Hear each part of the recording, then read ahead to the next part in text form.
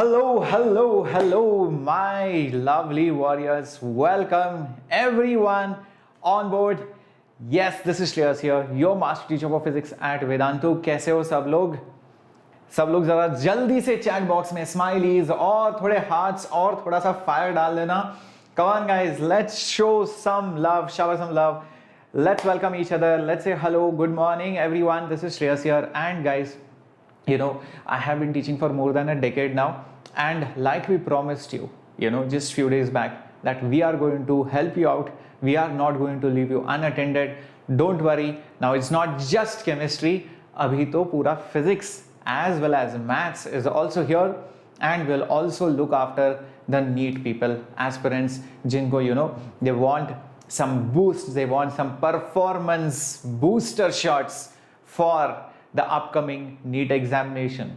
So 2022, 2021, all students are welcome for this session, because 2021 ke liye to this is like very apt session, because you are going to write the BITSAT examination very soon. For 2022 students, you are going to write the examination next year, but there are a lot of questions जो 11th standard के हैं, and वो questions आप जरूर solve करना. Please try and solve those questions as well.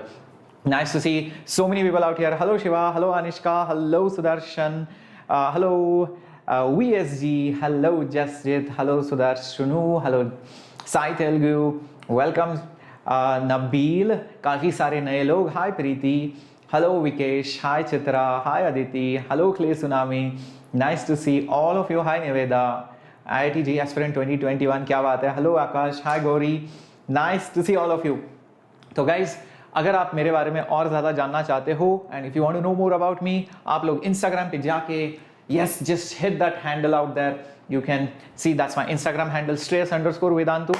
You can check more about me, and you can also message me if you have some problems. कुछ गड़बड़ हो रहा है, you are not feeling well, you want some booster, you want some motivation. Yes, please message me on my Instagram handle. And before we begin the video, do not forget to smash the like button down there. तो जल्दी से जाके like करो and यहाँ पर जाके subscribe करो, ताकि आपको अगले वाले जो सेशंस है वो मिस आउट ना हो जाए. Yes, alright. So it's going to be English 95%, 5% Hindi. Okay, so don't worry, it's 95% English channel. Okay, तो बीच बीच में somewhere I might talk in Hindi, but don't get scared because of it. Whatever explanation will be done in English only. Please remember that. Okay, mock test. Arnav, mock test भी करेंगे. We are going to do mock test also. Do not worry about it. First, let's start with BITSAT. Yes. Abhiroop, very good question. What if you do not have Instagram? Two options. One, install Instagram.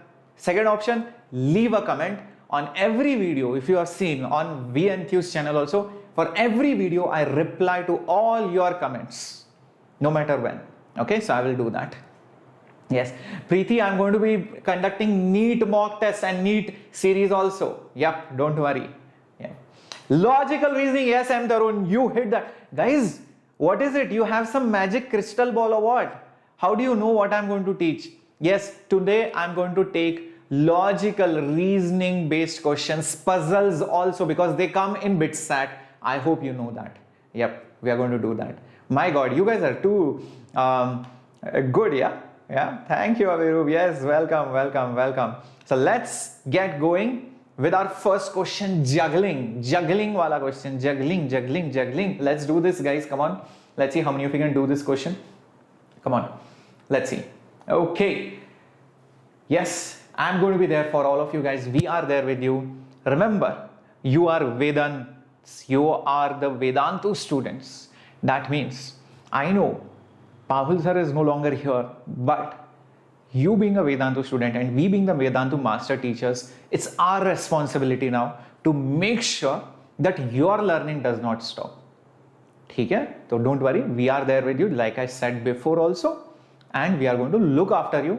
And you are not era students. We do not think like other institutions. Oh, you are that channel student. I don't care. Nah, you are a student. In fact, forget even Vedantu student. Even if you are any student, we will look after you. Okay? We do not have that partiality. अरे ये इसका बच्चा है, मैं क्या करूँ यार, छोड़ो यार, मेरे बच्चों को देखूंगा मैं, तो इनको क्या करना है. ना, हम ये नहीं करते हैं. ठीक है? Don't worry. We will, Srinidhi, you can do one thing, whatever other doubts you have, just post it up in the comment section after the video or ping me on my Instagram handle, which I just mentioned. I'll definitely reply to all your comments on Instagram or in the comment section.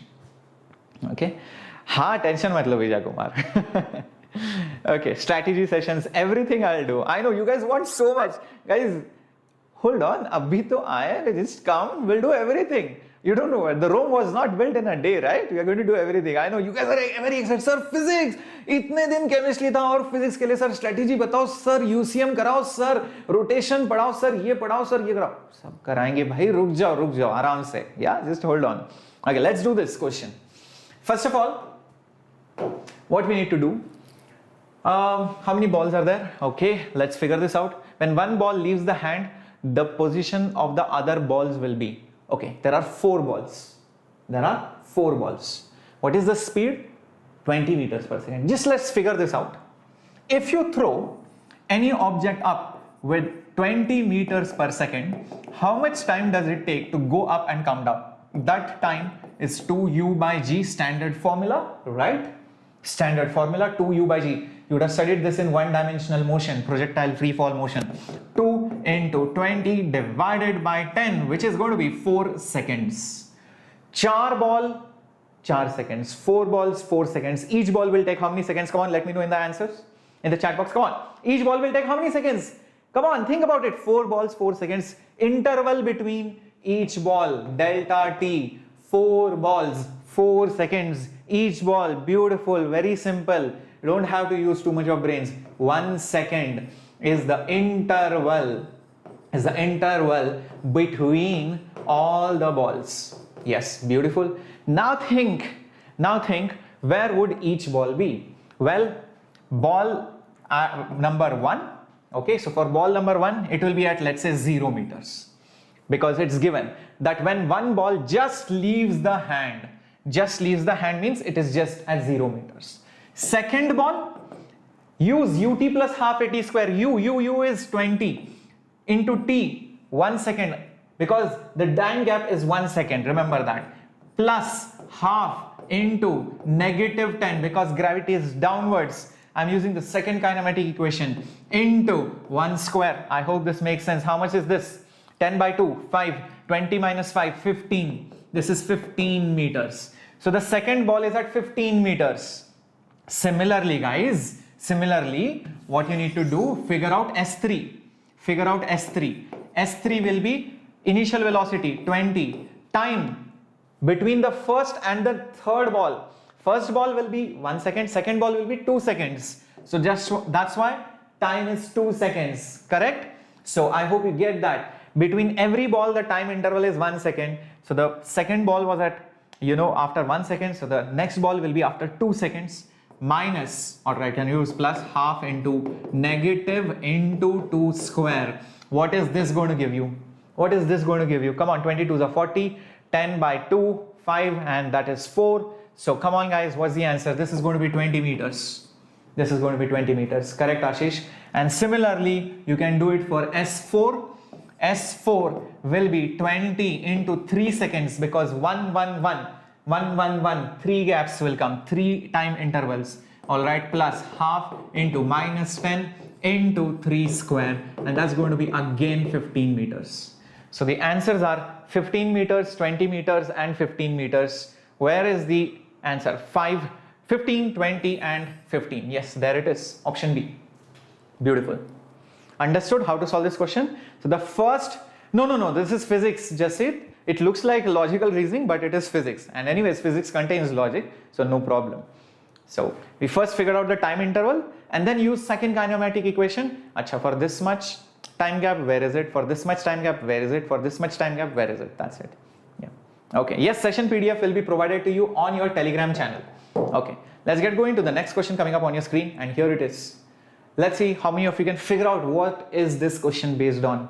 Come on, guys. Ek pipe hai. There is a pipe, there is a capillary, there is a liquid. Initially, the capillary rises h meters. Okay, initially. Now you blow some air. Idhar se kuch hawa chala gaya. So what will happen to this capillary rise? Will it go up? Will it go down? Or will it stay there? Or will it go to 0? What do you think? Okay, Sai Khondi Nina says, sir, ये तो 11th के basic है, मैं 2023 aspirant to and I am able to do it. Sai, tell me one thing. If you studied something in 11th, obviously after 2 years also it will be the same thing ना. ऐसा तो नहीं कि kinematic equations will modify itself and become into a भयंकर रूप. If you are able to solve it after 11th, you will be obviously able to be solve it after 2 years also. So if you are in 11th, you should be able to solve the 11th standard questions. If you are in 12th, you should be able to solve the 12th standard questions. That means you have understood the concepts, right? There is nothing that you should be surprised about. Okay. Haan. Acha, chalo, let's see. Some of you are saying B. Somit saying B. Saital saying B. Samla, hello, welcome. Ishwar saying goes down. Down, down, down. Sir, do KCD paper also come? अरे बाबा कितना सब करवाओगे मनोज? अच्छा, okay. So answer is C or B. Who is going to win? B, C, B or C, B or C, B or C. B for Bombay, Sarji. C for Chennai. D for Delhi. A for Agra. कहाँ जाओगे? Ahmedabad, Agra, Bombay, Chennai, Delhi. Where do you guys want to go? Guys, the correct answer is actually B, Bombay. Now I'll tell you why. This is based on Bernoulli's principle. Yes, this is based on Bernoulli's principle. I'll tell you how. See, when you blow the air using Bernoulli's principle, okay, using Bernoulli's principle, understand pressure plus rho GH plus half rho V square is constant. That means if somebody increases the speed, velocity, to keep the sum constant, the pressure has to go down. V increases, pressure decreases. So do you see, yahan par you will have a low pressure created because the pressure will go down. If you create low pressure, it's like somebody sipping. You are creating low pressure. What will happen? That liquid will go up, and hence the answer is B. Bombays were correct. B for Bangalore. Yep. B for BITSAT. Wow, very good, Ashish. I love that. Excellent. Let's get going, guys. Let's get going. A lot of you got confused. See, guys, half of you would have lost the marks over here. These are BITSAT level questions. Some of them are from the previous year BITSAT papers. So I'm very surprised. Like half the people would have lost the marks in case this question would have come in the examination. Let's get going. Hi, Shweta. Good morning. Yes, your captain is here. Priyanka says clear, captain. Thank you. Hello, Anirudh Deol. Are you somehow related to Abhay Deol? Not sure. Okay.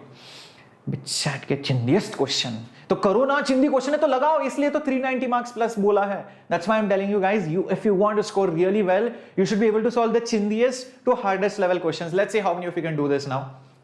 Okay, two shells, spherical A and B. RA is smaller, B is bigger, and they are charged by QA and QB. B का charge ज़्यादा है magnitude wise. The field along a line from the center to infinity. How will the field change? Clay Tsunami says A. Anita Jaha says A. Hi Naval, welcome aboard. अच्छा चलो जरा देखते हैं. How do we solve this question? जरा देखते हैं. Sanskari. My God, Sanskari Rai. Very nice name. So we have a lot of Sanskari people also. Sir, when will JEE 2022 course starts at Catalysis? फिलहाल के लिए PR Nand Kumar, you can continue watching our Pathfinder long-term batch on VNthuse channel also. ठीक है, you can watch it. संस्कार not संस्कारी. अच्छा, oh yes, यहाँ थोड़ा chat box थोड़ा सा दूर है, थोड़ा optical defect हो गया. Okay, so let's see how do we solve this. First of all, let's draw this. This is inner, this is shell A, it has charge QA, and then we have the outer one like this, okay, and it has charge QB, but it is negative. Magnitude wise, this is more. That means there is more of negative charge, okay, there is more of negative charge than the positive charge. Charge on A is positive, but it is not so much as the negative one. Now, what do you think will happen? Pehli baat, here inside, tell me guys, what is the field inside? What do you think is the field in this region? Come on, what do you think is the field in this region? What do you think is the field? इस region के अंदर, you are inside a shell, zero. Very good, Ashish is very clever, very good, Sai Telugu. Field inside the shell is zero, beautiful. So the answer over here is zero. Okay, but when you are here, you're outside the red shell, inside the black shell. Outside the red, inside the black. That means black shell's contribution will be nothing. It will be 0. Black shell will not contribute because you are inside the black shell. But you are outside the red shell, so the field lines will be only because of the red shell. Okay, so this is how the field lines will look like. But it will not be very strong because the charge on A is not that much. Okay, great. Now, think about it next. When you are outside, this entire thing will behave like a point charge. This will behave like a point charge, which is negative. Why negative? Because the negative charge is more than the positive. Do you see that? Do you see the negative charge is more than the positive? So guys, what will happen? The field lines will actually come towards inside. So now check which of the following options are correct. I think this option B gets ruled out because you can see the field is not 0 over here. Even this option gets ruled out because again the field is not 0 over here. Even C option gets ruled out because again the field is not 0 over here. But in this, yes, the field is 0 from this to this point. It becomes positive. Here it is 0 and here it is negative. So only option A is correct. That's the correct answer. Beautiful. I can see that. Somit saying 0 and you are saying Anna. Okay, yeah, nice name. Well, very good. Samla saying yo, beautiful. That's the answer, guys. Yep. Okay, very good. Okay, let's see how do we solve the next question. Let's see how many of you can do this, guys. Are these PYQs? Some of them are PYQs, some of them are BITSAT level questions based on the past PYQs. So we have assessed the levels. Based on that, we have made these questions. They are not like advanced level for J, and they are not very easy like CET. They are exactly at the level of BITSAT. So you should be used to solving these questions without making any errors. Remember, because many of the questions in BITSAT are relatively easy than J Advanced, so people score really well and you should get really good marks to get a good seat. Remember, there are hardly few colleges via BITSAT. Alright, so BITS Goa and BITS Pilani being the most famous ones. And yes, there is BITS Dubai also. Yep. Okay, let's have a look at this particular question. Come on guys, any other question doubt you have, please post it up in the comment section or ping me on my Instagram. I'll definitely help you out. तो सबसे पहली बात, x axis में acceleration है f and read the question. It has zero velocity initially. It has zero velocity initially. In the time interval from 0 till the instant when this f is 0. When will f be 0? Let's substitute that. F is equal to 0. Okay, so it will be f naught into 1 minus t by t. Okay, so naturally this should be 0. So 1 minus t by t is 0. Therefore t by t is equal to 1. Therefore t is equal to t. So when t is equal to t, f is 0. This is what we got. Cool. Next, what is the velocity of the particle? That's the question. After this time, I think we need to use derivatives and integration. Thank you, new edits, for being here. All right, somebody is saying C. Is it Chindi? I don't know. F is dv by dt. Just substitute. Remember, acceleration of any particle is rate of change of velocity. So dv by dt is equal to f naught. Okay, f naught into 1 minus t by t. I just substitute that. Now take that dt term on the other side. So this will become dv is equal to f naught dt minus f naught by t, okay, into t, and that dt has come from here. Now what I'm going to do, I'm going to put the integral symbol everywhere. I need to integrate both sides. When the time is 0, I think you can do this very easily. It's not that difficult. Integration of dv, that's v minus 0, okay, and this one is f naught t minus 0. dt's integral is t, and this one is minus f naught by t. t dt's integral is t square by 2, so this will be t square by 2 minus 0. So guys, come on, do this. This is going to be f naught t minus tt will get cancelled, f naught t by 2. So this is going to be f naught t divided by 2, which is option C, I guess. Oh, some of you are saying B. Ah, that's wrong. That's wrong. Wrong. C for Chindi. My God. Please don't say it's Chindi, yaar. Come on. Give a nice name. Let's not use such words. Let's call it C for Chennai. Nice city, right? C for Chennai. Yep. C for CS at bits. My God, this is next level. Sriom. Yes, next level. C for CS in bits. My God. Okay, let's do the next question. C for captain. Thank you. Clay tsunami. C for clay tsunami also. Now this is a brilliant question. Let's see how many of you can. Oh, how could you miss that? C for catalysis. Somit, thank you for pointing out that obvious. And Ishwar. Ishwar, yes. And Ishwar reminds me of a very funny incident which happened long time back. Meanwhile, keep solving, guys. Think how are you going to solve? I mean, long time back, I was sleeping in the morning and it was Sunday, so I didn't wake up very early. And there was an examination going on in an offline institute. And then there was some problem, there was some mistake in the question or something. And one student, he called me from the examination hall, taking the phone from the invigilator, asking like, hey, there is some problem in the question paper, let me call Shreyas sir. And then I was sleeping and then he calls. I was like, hello. And from the other side, it was like, मैं ईश्वर बोल रहा हूँ. I was like, oh my God. It was like crazy. I took a minute or two to realize that, oh, it is a student called Ishwar and not God calling me. So that reminded me of that. Okay, let's see, how do we solve this? Okay, so what we need to do is that divide it into small elements. Divide it into small elements. What we need to do is understand that dipole moment is charged into the separation. Dipole moment is charged into separation, but each charge is at a different point. So what do?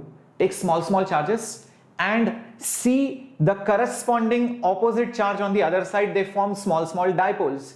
Add them up, you will get the total dipole. Okay, so let's have a look over here. This negative charge and this positive charge form a dipole. You can see that this negative charge and this positive charge, similarly this negative, this positive, this negative, this positive, but their separations are different. Please understand that. So I will call that dipole moment as dp. dp is the small dipole moment. This charge over here, I will call it as negative dq, and this charge over here, I will call it as positive dq. Now the next thing that we are going to do is that draw a line from here to here. It will subtend a small angle. Okay, this will subtend a small angle. This, if it is theta, naturally this angle over here will be d theta. That small angle over there is d theta. The total angle is theta. This is theta, and that over there is d theta. Okay, cool? Yes, great. Now, let's get going. Can I find dq in terms of d theta? I think so, yes. I'll tell you how. See, this q charge is distributed on this quarter circle. Angle and charge are proportional to each other. Charge by angle, all right, this is going to be constant. It is uniformly charged. That means if q charge is distributed over 90 degrees, which is pi by 4, q charge is distributed over 90 degrees, which is pi by 4, then dq charge will be distributed over d theta. That charge per unit angle will be constant. So guys, think about it. dq, okay, dq will be, oh sorry, what the hell did I do? Pi by 4, pi by 2, my bad guys. I was thinking about something else, I guess. So pi by 2, my bad, so sorry. So dq will be nothing but 2q divided by pi. 2q divided by pi into d theta. Yes, dq will be 2q divided by pi into d theta. That's the charge over here, that dq charge which is there over here. Now, what is the value of this dp? Think, what is the value of this dp? It is the charge. It is the charge multiplied by the separation. It is the charge multiplied by the separation. What is the charge? The charge is this much. What is the charge? The charge is this much, which is nothing but 2q divided by pi into d theta. 2q divided by pi into d theta. What do you think is the separation? Let me know in the chat box. Let me know in the chat box. What do you think is the separation? Come on, guys. Let me know in the chat box, what do you think is the separation between the charges? Come on, quickly. Yes, Ishwar, yes, I think, yeah. Come on, come on, come on. 2r? No, wrong, it's not 2r. Be careful. This is theta. This is the separation. Guys, this is r. This is r. What is this much? What is this much? This much is r sine theta. It is opposite to theta in this right angle triangle. This is r sine theta. This is r sine theta. What is the total separation? 2r sine theta, not cos theta. Be careful, it's not cos, it is sine. Sine, separation between this negative and this positive. This is theta, guys. Opposite side. Come on, you know this, right? This is theta. This is r. Okay, this is 90. What is this? This is r sine theta. Okay, this is r sine theta. Same thing over here. So 2r sine theta. I hope you guys get it. So 2r sine theta. Great. Now this is dp. So total p will be integral of dp. Now take all the terms which are constants outside the integral, like 2 into 2, 4. Q constant, r constant, pi constant, d theta and sine theta inside the integral. Sine theta, d theta from 0. What should be the upper limit? What should be the upper limit? Think about it. What should be the upper limit? 0 to 180 or 0 to 90? A lot of people are going to make a mistake over here. 0 to 90 or 0 to 180. Be careful. Come on. Very good, Ashish. Very good, Clay Tsunami. Yes, 0 to 90. Yes, you need to integrate it from 0 to 90 degrees. So sine theta's integral, everybody knows.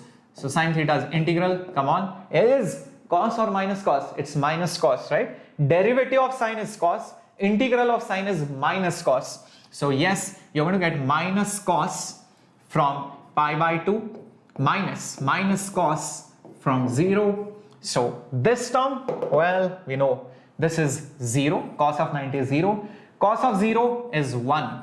Cos of 0 is 1. Minus minus will make it plus 1. So hence the answer will be this one. Yep. Is that clear now? How do we get this? Everyone understanding? So what we have done, since it was a uniformly charged ring and left half and right half were oppositely charged, we took pairs, positive, negative, positive, negative, positive, negative. That's what we did. Yes, we took pairs and each pair made a small dipole moment. So the charge on that each pair was calculated using the concept charge per unit angle. And once we got that, all right, once we got that, we used the concept of dipole moment, which is charge dq into the separation. Separation was found using geometry. Rest all was pure maths and integration, nothing else. That's the answer, option B. Yes. Form P, the charge per unit angle is constant because it is uniformly charged. So for this charge, for this angle, this much is the charge. For this much angle, this much is the charge. Charge is proportional to the angle. That's why charge by angle is constant. Is that clear? So last step, Ishwar, I'm not sure which part you did not understand. So it was, I think, 4r by q divided by pi, and you had cos pi by 2 minus cos 0. So cos 90 is 0. Minus minus will become plus, cos 0 is 1. So it will become 4r by q, 4r cube by divided by pi. Yeah, that's it. Okay, now why is it positive? Oh, that is very simple. You should know the direction. How does the dipole moment go? Dipole moment always goes from negative to positive. Yes, it always goes from negative to positive. That's why it's plus I cap and not this minus. Yes, it is going to be plus because it goes from minus to plus. I hope that is clear. Dragon Blaster, I hope that's clear. Okay, cool. Let's get going to the next one. Okay. This one, there is a block kept on other block. You are pulling the lower block. You are pulling the lower block. And the question is, what's the maximum force you can apply so that the blocks do not slip? Let's do this. Let's do this. First of all, think if this upper block does not slip over the lower block. If this upper block does not slip over the lower block and you are applying maximum force, you are pulling it from below. The upper block is trying to slide, it's going to fall behind. Imagine it's like telling, पैरों तले ज़मीन खिसक गई types. Somebody is trying to pull the ground below you. So you will obviously try to fall back. Now, think about it this way. What is that force which is pushing it back? What is that force which is pushing it back in that non-inertial frame? If you sit on this guy, big guy M, why is this small m going back? What's the reason behind it? What is the reason behind it from that non-inertial frame? Can you guys guess it? Can you guys guess it? What is that force called? Yes, I'm waiting for all your chats in the chat box. क्या बोलेंगे? Exactly, Aditi. Exactly, Priyanka. Exactly. Very good. So it's a pseudo force. It's not called inertia force. Inertia is not a force. Inertia is mass. Okay. So this is the pseudo force. Who is preventing the block from going behind? Who is opposing this pseudo force? It's the friction. So there is friction and it will be maximum because it is on the verge of slipping. Why? Because the question says, this is the maximum force. When you apply maximum force, it's just about to slide. It's just about to lose contact. So that's why the friction is at its limiting value. This force is also very large. It's on the verge of sliding. Oh my God, Dragon Blaster, if you have not learned pseudo force, you will learn it in 11th standard. Okay, it's a force which comes in the non-inertial frame of reference, and it's always opposite to the acceleration of this frame of reference. Now, this system as a whole, this system as a whole will have some acceleration. What do you think the acceleration will be? What do you think the acceleration will be? That acceleration will be F divided by total mass. F divided by total mass. What is that force? I do not know. But the total mass, 2 kg plus 10 kg, that's going to be 12. You'll be like, sir, what about the pseudo force? What about the friction, sir? What about the normal? Guys, those are internal forces. Those are internal forces. Understand that. Internal forces never play a role. If I take this entire thing as a system, the acceleration will be only the external force divided by the total mass. As simple as that. Okay. Last thing.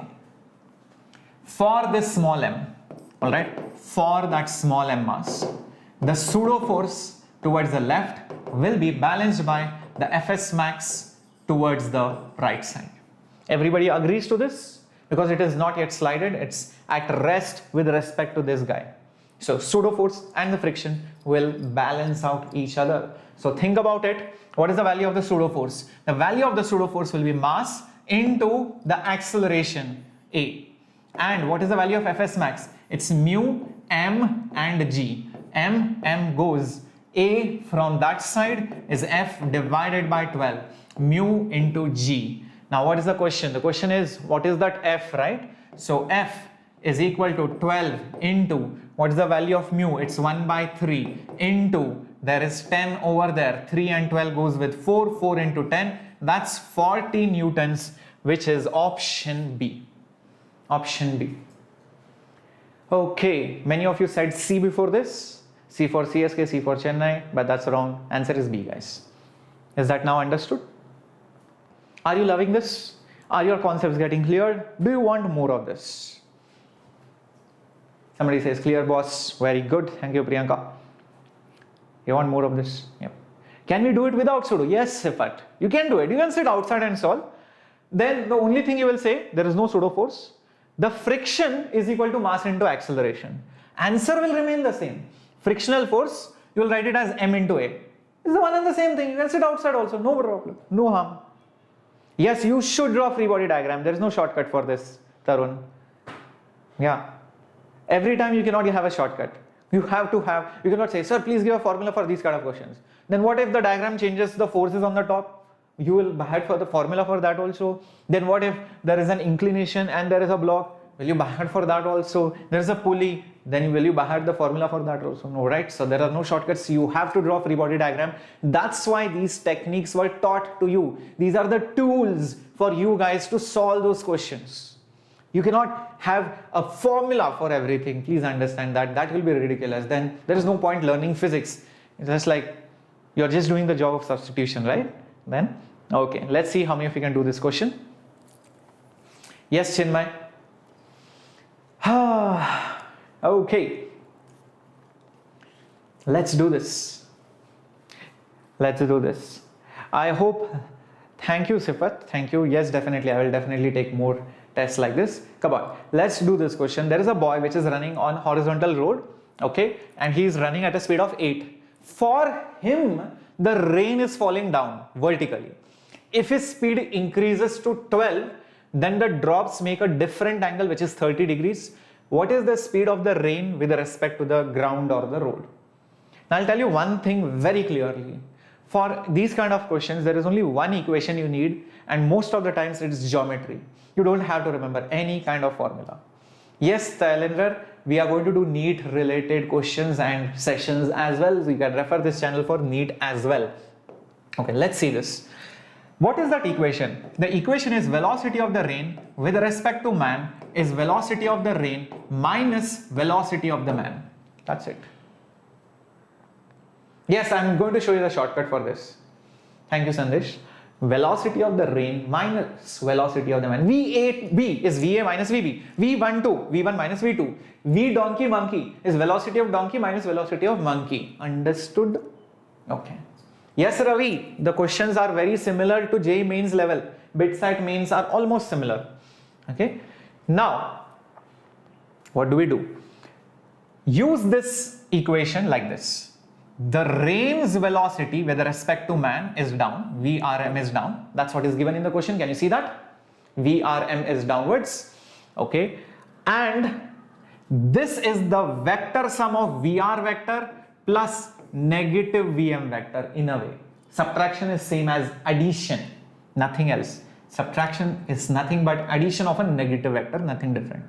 So if I draw VR vector here, shouldn't minus VM vector be here? Look at that. VR plus negative VM is VRM. Triangle of vector addition. VR vector plus negative VM vector is VRM. This is 90 degrees. Okay, that's what is given. He sees the rain falling vertically.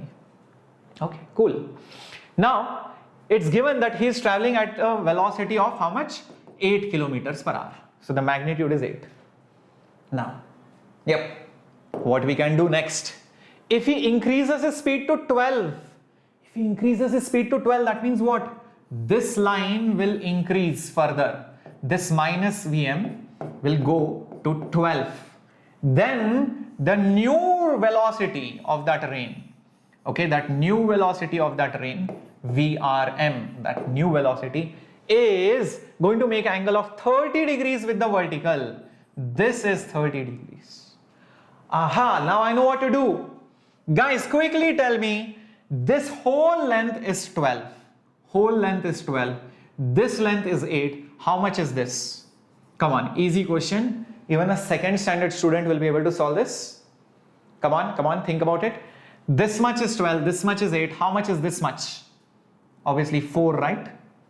Very good. Now if this much is 4, guys, this is 30. How much is... what do we know? Yeah, how much is this one? How much is this one? Think, how much is this one? How much is this one? Come on, you can do this very easily. Please, come on, you can do this. How much is this one? Yeah, tan 30. Tan 30 is 4 divided by this, let's say h.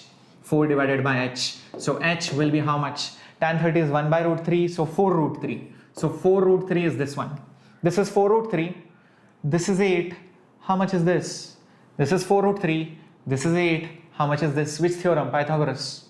So VR magnitude will be root of 4 root 3 whole square plus this one 8 square. Oh, 4 square 16, 3 into 16, 48. 48 plus 64. How much it is? Root 112. 112. Root 112 is 4 root 7. 16 7s are 112. 16 comes outside, it becomes 4 and it becomes root 7. Is that clear? Is that clear? Everybody getting this point? Shall we go ahead? So what do you see? Rain Man problems only involve geometry. There are no formulas apart from this. If you know this formula, rest everything is triangles, geometry, trigonometry. And the catch is, or rather the trick for solving Rain Man questions is, do not draw two separate triangles. That would be stupidity. That's what many people do. Always draw it in the same triangle, because many of the sides and the angles will be same. If I had drawn the red triangle and the black triangle separately, I will never get the relationship so easily. That's why draw both the triangles, because sides and angles will be same. Keep that in mind. Is that clear? Clay Tsunami, yeah, that question was little bit different, but yes, the situation was little bit different. The rain was not falling vertically down there. It was at an angle before only. Okay, let's see the next question. Now, this is a beautiful question. Beautiful question. Next one. Two lenses separated by some distance. Object and the screen also separated by some distance.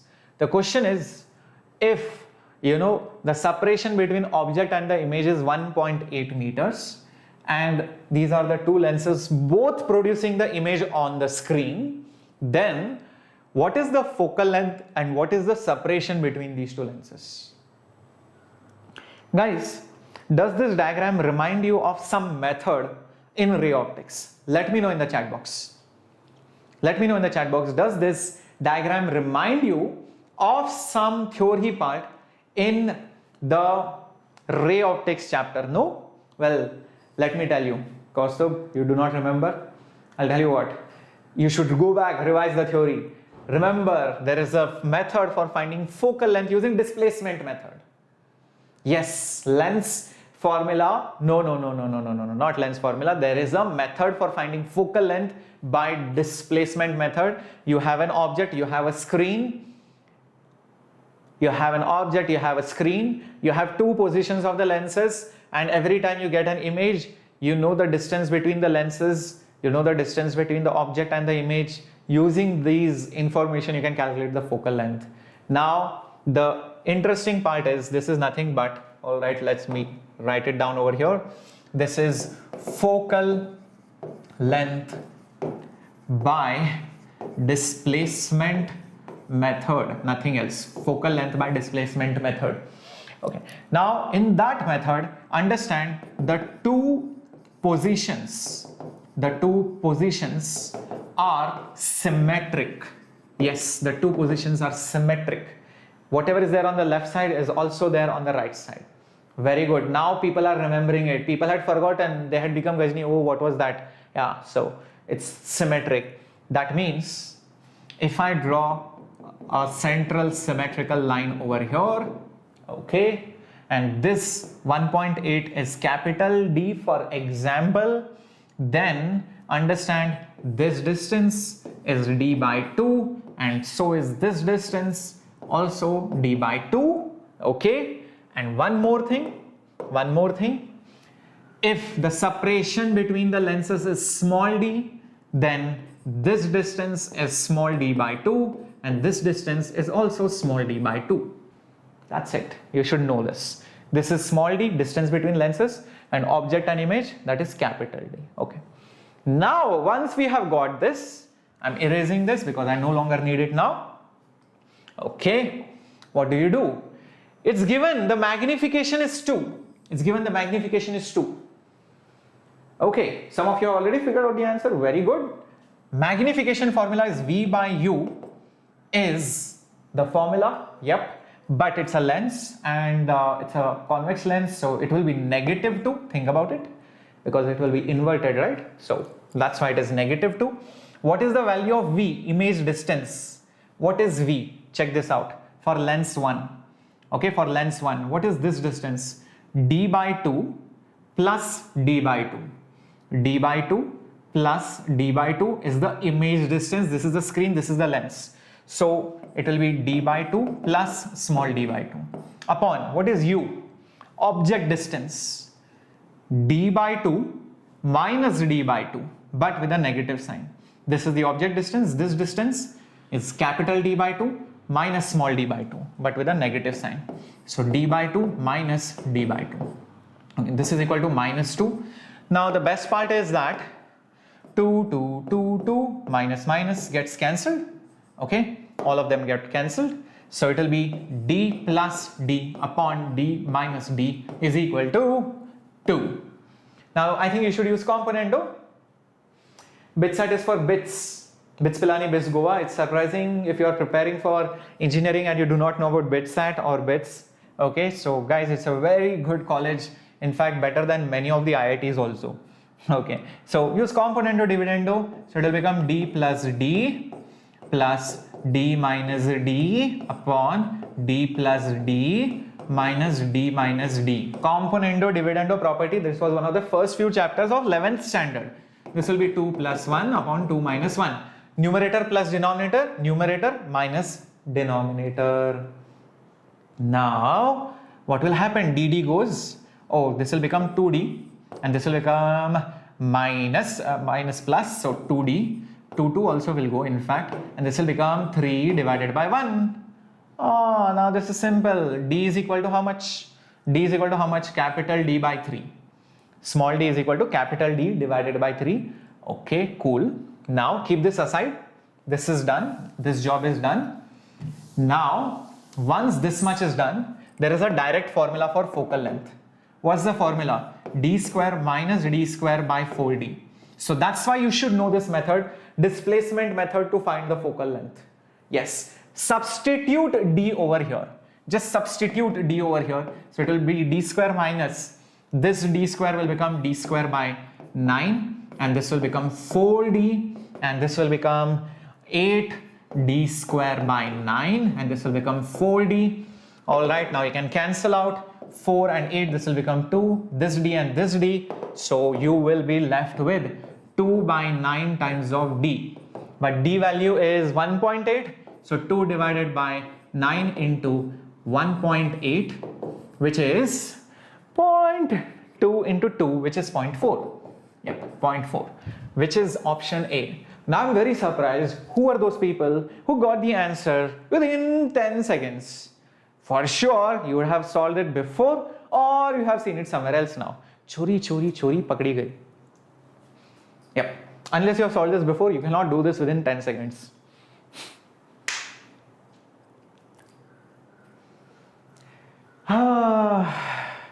Fish and chips. थोड़ा दम लगा के बोलो ना बच्चा. By the way, the highest placement just 2 years back was from BITS Goa. Okay, and a lot of the CEOs are from BITS. So let me tell you, don't think that IIT is the only college, and get it out of your head that only if I get into IIT, only then I'll succeed, because that's a bad thing to have in general in your mind. Yes, undoubtedly IITs are the best. Undoubtedly IITs will give you the head start. Undoubtedly IITs give you the best of the best lot. But does not mean if you are not somehow able to get into IIT for some reason, if you go into BITS or NIT or something else, does not mean that your life is over. Please get that. Okay? Yes. No, Dragon Blaster, you should know this formula, and you should know that it is symmetric. If you know these two things, only then you can solve it inside the BITS exam. By the way, these questions are the only questions which the toppers solve. Understand? So if a normal student is there who is not going to get qualified, he will not even solve this. He will get decent score, maybe 300. But he will not be the topper. He will not get a CS branch or an electronics branch in BITS Pilani or BITS Goa, because these questions require that memory, that recollection of those methods and all those other things. Okay, so that's why you should do this question. Okay, we'll do a probably detailed session on what are the branches etc. on BITS later on, but for now let's concentrate on this. Okay, cool.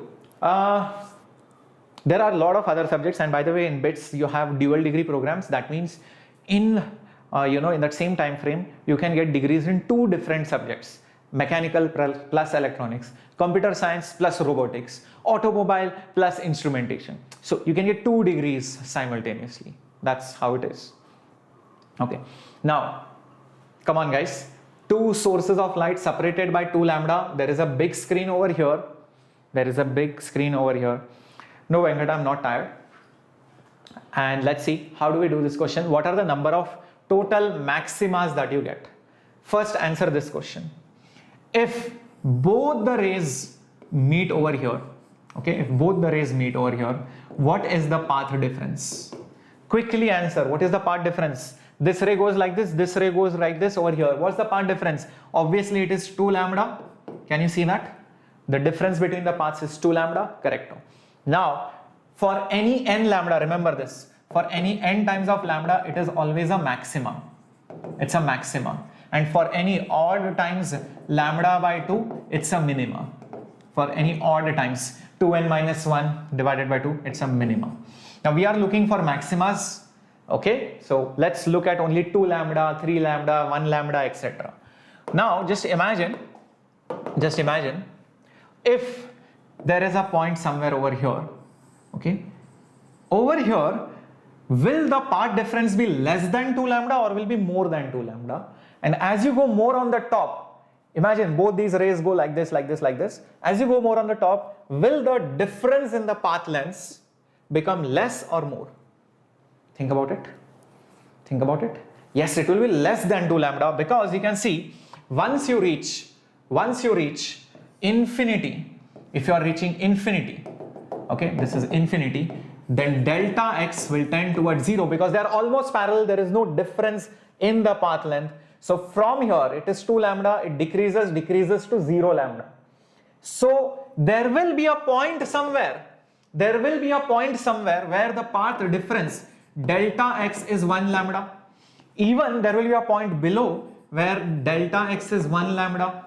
That's it. You cannot have 0 lambda.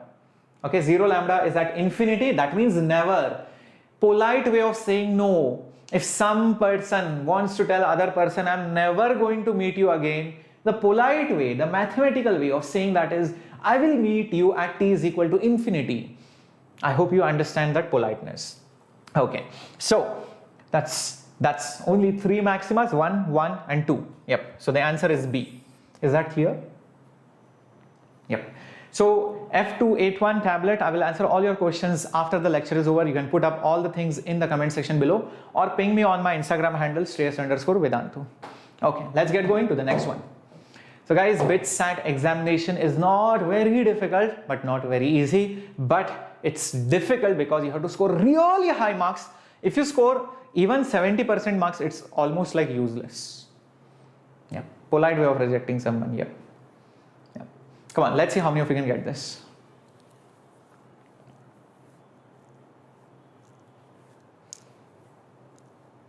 Acha, very good. Fish and chips salty. A lot of my students are right now in BITS. Well. You should probably share your experience from BITS maybe sometime later on. Okay, come on guys, let's see this. Come on, quickly. Okay, now I'm pretty sure you would have forgotten the formula for relative permeability and all that. So guys, the formula is mu is equal to B by H. Mu is equal to B by H, and mu is the permeability of the medium, which is mu naught into mu R, which is equal to B by H. Okay, so that means mu R is directly proportional to B by H value.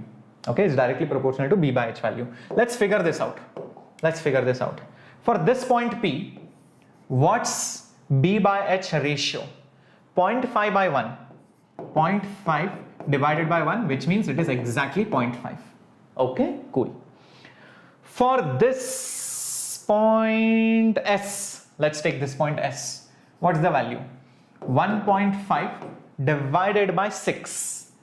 1.5 is 3 by 2 and it is 6. So it is 0.25. It's 0.25. Okay, cool. Next, let's look at maybe, oh, sorry, not this point, guys. This was not at 0.5, my bad. Oh, one second. Which other point is there? Let's see. Do I have any other point? Ah, this is less than 0.5. Oh, this is a point which is less than 0.5. So yes, I can look at this point.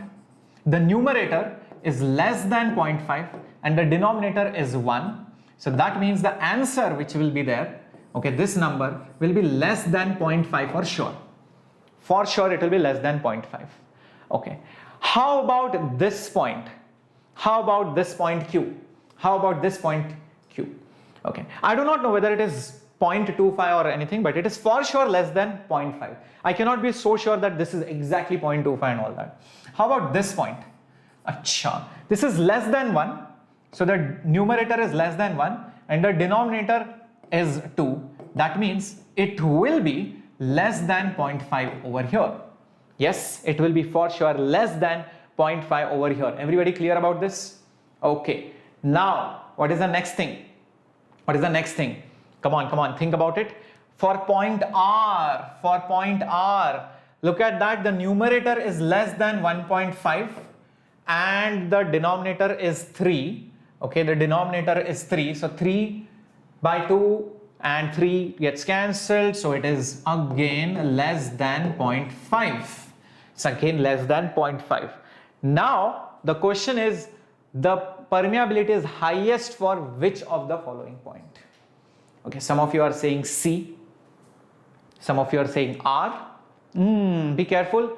Now everywhere, look at these 3 points, 0.5, less than 0.5, less than 0.5, this is 0.25.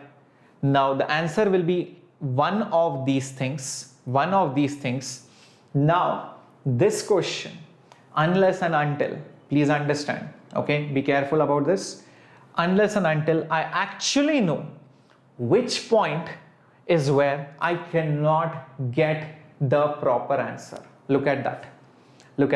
If I know the proper point, only then I can get it. Otherwise, there is no way. I just know it is less than 0.5, less than 0.5, less than 0.5. But I do not know which of these 3 things is bigger. There is no direct conclusion which I can draw unless and until I know for sure what these values are. Please do not say this is 0.75. Please do not say this is, 1.25 and all that. We do not know that. It's not marked. So understand, there is no clear cut approximation leke agar karna hota, only then you can do it. For example, if it was 1.25, if this was 0.75 and if it was 0.25, only then I can compare them.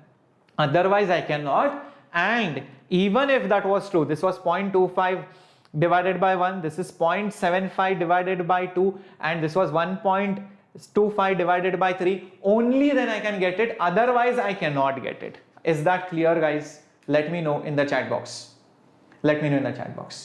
So Nachiket, approximation tabhi chalega, matlab if I am sure about it, otherwise there is no definite answer for this particular question. Understand that. Is that clear? So if such a question comes, what you should do is basically leave that question or mark it, but you know that there is no definite answer. It will go as bonus question. Okay, cool. Let's get going to the next one. Okay, this is a nice question. There is an object going in an orbit and the potential due to some force acting towards the center is given by Kr. It's given by Kr.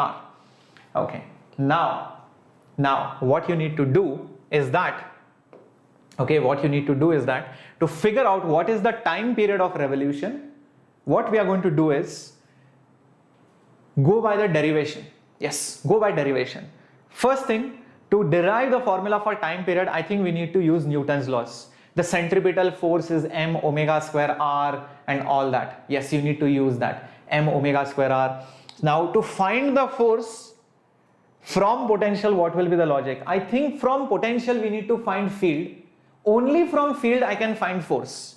From potential, field, force, time period. That's the flow of solving the question. Okay, so how do we find field? Field is magnitude wise dV by dr.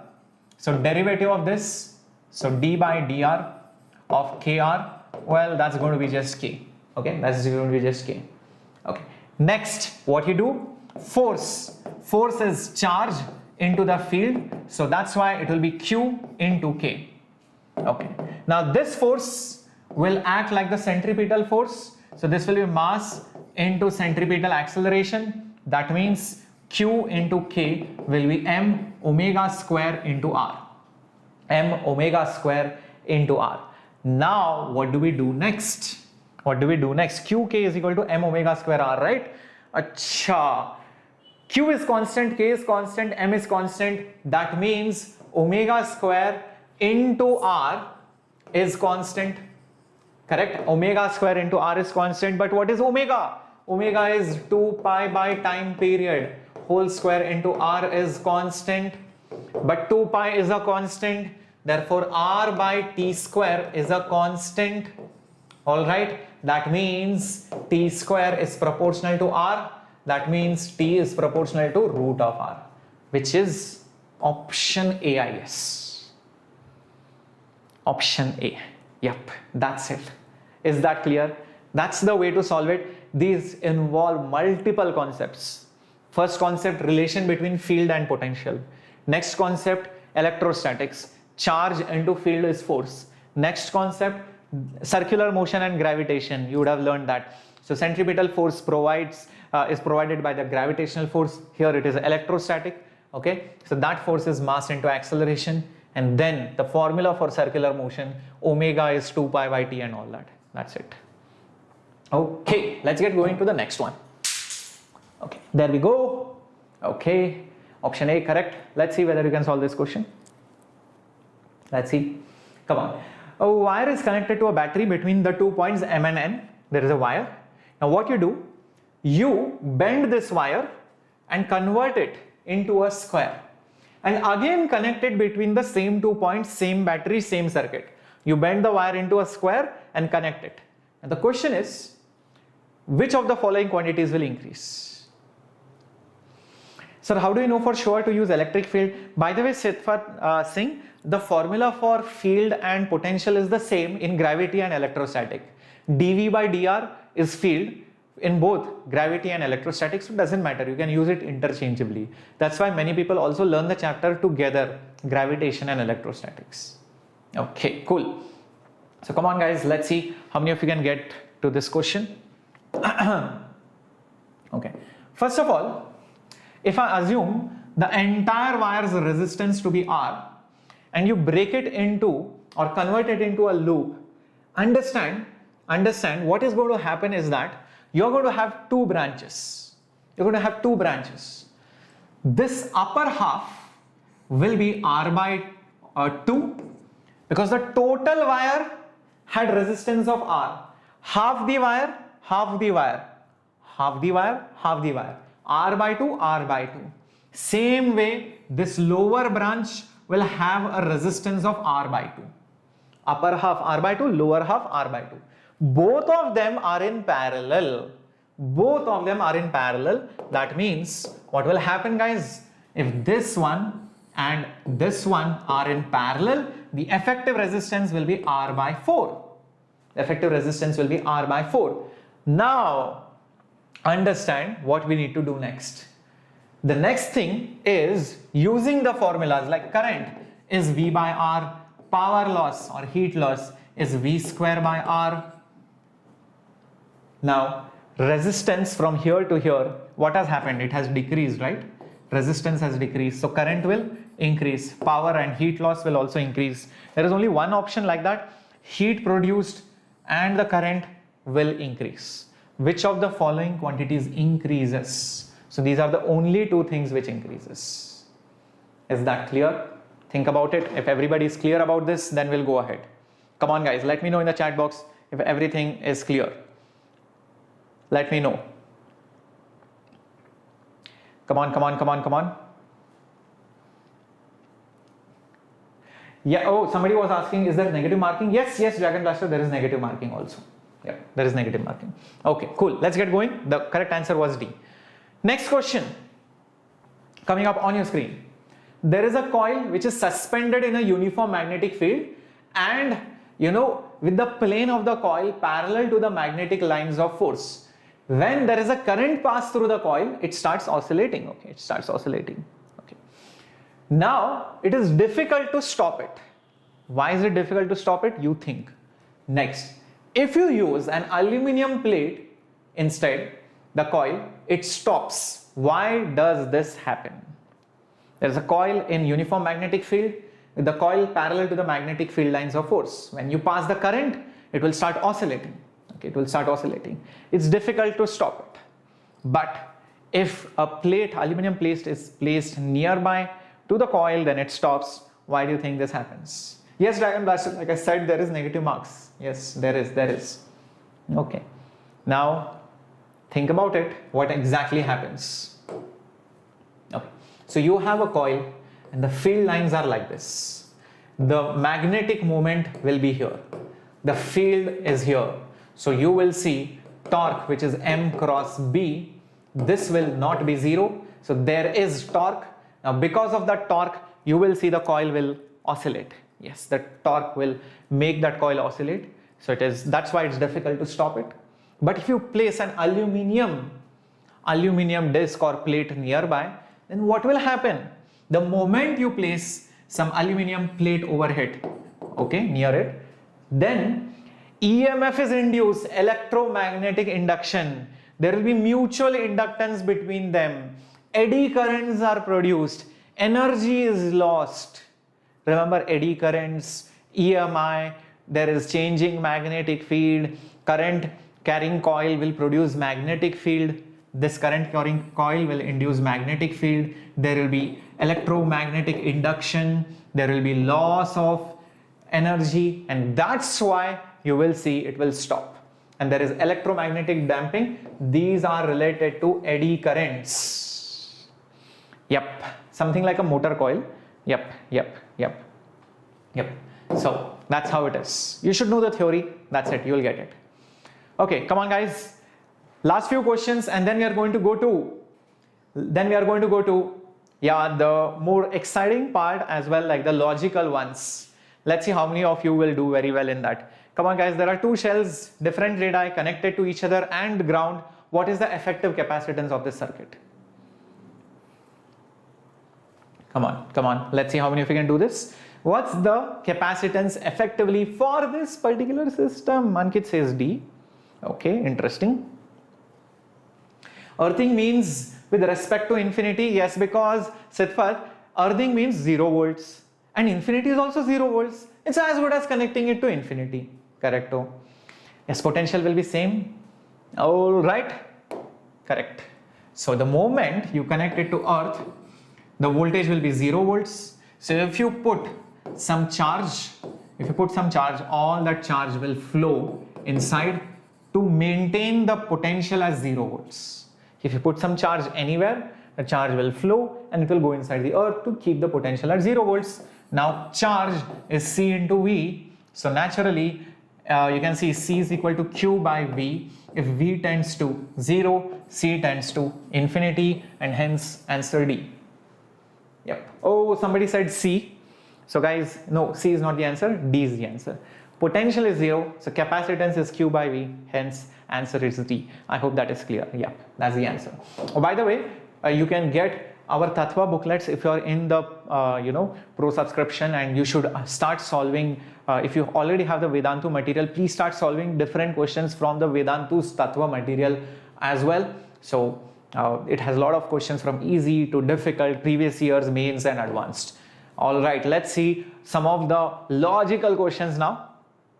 Logical questions.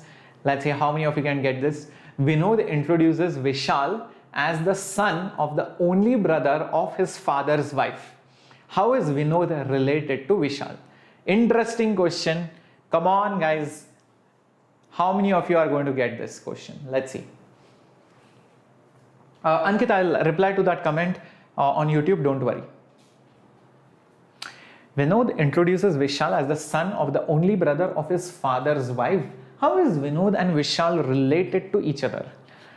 Priyanka says cousin, Clay Tsunami says A, Somit saying A, Clay Tsunami, Lakshmi also saying, I don't know, that's P. P is not an option. Aditi saying A, Sitfat saying cousin. Okay, come on, it's not a difficult one. Think logically, you will get it. Okay, so you have Vishal. You have Vishal over here, and you have Vinod over here. Okay. Now, of his father's wife, Vishal's father, that is his dad, his father's wife, that means his mom, his wife is basically his mom, okay, Vishal's mom. As the son of the only brother of his father's wife, his father's wife's brother, okay, brother, this is the brother of his mom, and the son of it. That's who Vinod is. Oh my god, Vinod became very viral a few days back, if you remember. Now, how are these people related? Obviously, they are cousins, right? Obviously, they are cousins. Yeah, he's your mama. Ye mama hai bhai. This is mama. Your mom's brother is mama. Yeah, mama ka beta. Yeah, so cousin. Yes, this is. Yeah, I'm explaining in English, Somit. Before this, I was explaining in English only, right? Yeah. So dad's wife is your mom. Mom's brother is your mama. Yeah, and uncle's son, obviously your cousin. Okay, that's very simple. That's cousin. That's the answer. Let's see how many of you can get this. If a cube has to be made using smaller cubes, smaller identical cubes, how many minimum cubes are needed? No, Ankit, this won't come in G. This only comes in bits. Yes, these kind of questions can come in bits. Okay. Sumit saying B, Clay Tsunami saying C, BSG saying B. Okay, come on guys, figure this out. Tarun saying 4. Okay, most of you guys are wrong. The correct answer is Wassim Sir, more 10 minutes I guess. Yeah, the correct answer is, oops, why is the answer 2? Oh, this is wrong, my bad. This should not be 2. Wait, let me just correct it. This is not 2, this is supposed to be 8 guys. I'm not sure why this came out to be 2. This is supposed to be 8. Be careful. Okay. Yep, I just changed it. It's like your this Rubik's Cube 2 by 2. 1, 2, 3, 4 below. 1, 2, 3, 4 on the top. How many cubes are there? 8 cubes, right? 4 plus 4 is 8. Yep, that's the answer. Very easy. You need 8 cubes to make the smallest cube using more small cubes. That's it. That's all. Yeah, cool. Let's go to the next one. The human organism grows and develops through stimulation and action. This is based on logical reasoning. Conclusions are, inert human organism cannot grow and develop. Human organisms do not react to stimulation and action. What do you think? These conclusions drawn, are they correct or are they wrong based on this given statement? Naruto Uzumaki. Oh my god. Nice name. Are you Kirito by any chance? Oh, definitely Sifat. I always listen to all my students. Okay, some of you are saying B, some of you are saying A. Anishka has understood. Priyanka says yo, yes. Okay, come on guys. Anurag saying D, Tarun saying D. Clay Tsunami saying C. Okay. So, the thing is, if a human organism grows and develops through stimulation and action, inert human, what has been told about inert human? A person who does not react. Nothing has been said. Okay, nothing has been said. If nothing has been said, how can you conclude that they will not grow and develop? How do you conclude that? They just told, the human organism can grow through stimulation and through action. What about inert humans? Can they grow? Nothing has been said. Maybe they grow through stimulation, maybe they don't. I don't know. There is no definite conclusion. So the first conclusion cannot be drawn. That's clear? Human organisms do not react to stimulation and action. Oh, well, that's wrong. It says that human organisms grow and develop through stimulation and action. So obviously second statement is wrong by that given fact. So obviously neither conclusion will follow. Hence both the statements cannot be concluded. That's the answer. Very good, Naruto. You are correct. Excellente. Let's see whether you can solve this. Beautiful question, this one. There is a queue. These kind of questions do come in BITSAT, by the way, and they also boost your creative thinking, logical thinking. So in a queue of children, Arun is 5th from the left, Suresh is 6th from the right.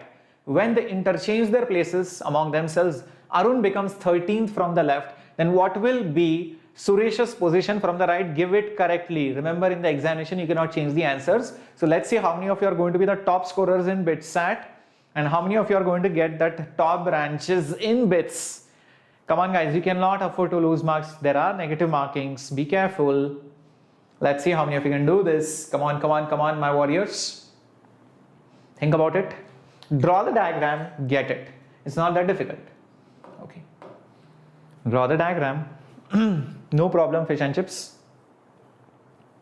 I know online college is bad because you went into BITS or IIT because you wanted that college life, you wanted to chill out, you wanted to enjoy with all the other batchmates, but hopefully it will be very cool now. And Fish and Chips, please recommend this channel as well as We Enthuse to all your juniors out there. Yes, Vijay Kumar, I did see Wassim Sir came in between, and I'm pretty sure he's eagerly waiting to join you guys after me. So I'm guessing Wassim Sir will be coming after me, and then Shimon Sir will be joining in. Okay. Anjana, right now the exam date will be postponed. Okay. So we do not know when exactly it will happen, but it will happen very soon. Okay, let's do this, guys. It's not that difficult. See, where is it? Arun is 5th from the left. So Arun is here and Suresh is over here. Okay. His 5th from the left means there are 4 people over here. There are 4 people here. That's why he's the 5th person. And Suresh is 6th from the right. That means there are 5 people here. That's why he's 6th over here. Is that clear? Everybody getting it from this point? But how many people are there in between? That's something I do not know, and probably I should not care also. Now it's given they both exchange their positions. Arun goes to Suresh's place, Suresh goes to this place. So Suresh is now here and Arun is over here. But still, understand, there will be 4 people here, there will be 5 people over here. Okay, obviously, I mean, he's just exchanging the places. Okay, now what is given? As soon as they exchange, Arun becomes 13th from the left. Arun becomes 13 from the left means there are 12 people here. Do you guys get it? There are 12 people to the left of Arun. That's why Arun becomes 13th from the left. So what's the total count of people? What's the total number of people? 12 plus 1 plus 5. 12 plus 1 plus 5. How much is it? It's going to be 18, right? So the total number of people are 18 over here. So guys, think now, what is Suresh's position from the right? How do we calculate that? Come on guys, Suresh from the right. There are 18 people here. There are 18 people here. 4 people are removed. 4 people are removed. So from this side, how many more people will be there? Think now, very easy. Yes, think now. How many people are there? Come on guys, think. 4 people on the left side of Suresh removed. Totally 18 people are there. Out of that, 1 is already Suresh. So 18 minus 4 minus 1. Come on guys. How much is it? 13, right? Yes. So 13 people are there here. So what is Suresh's position? He is going to be 14th, which is option D. Oh, no, sorry. My bad. What did I just do? My bad. Oops. 1 second. 1 second. There are 4 people here. There are 18 people there. 18 minus 4, 14. Yes. And that's going to make it, yep, 18 minus 4, 14. And 1 second, guys. Hold on. Yep, 18 people over there. 4 people here. So there are, yes, 14 people left. Out of that, 1 is Suresh. So he's going to be the 14th person. Yes, he's going to be B. Yes, he's going to be B. Yep. So he's going to be at the 14th place. Yep. My bad. Yes, happens sometimes. Okay, cool. Let's get going to the next question coming up on your screen. Last question. Which of the following is going to be the next one? Yep. Yep. Come on. Which of the following is going to be the next? Come on, guys. Figure this out. Can I still score more than 390, Naruto? Well, I think you can. You can. You have time, but it's difficult, but you can. Let me tell you. Okay. Okay. Choose the correct alternative from the given ones. Which of the following will complete the series? Come on, guys. Figure this out. Which of the following is going to come next? This is the last question. Which number will come next? Come on, figure this out.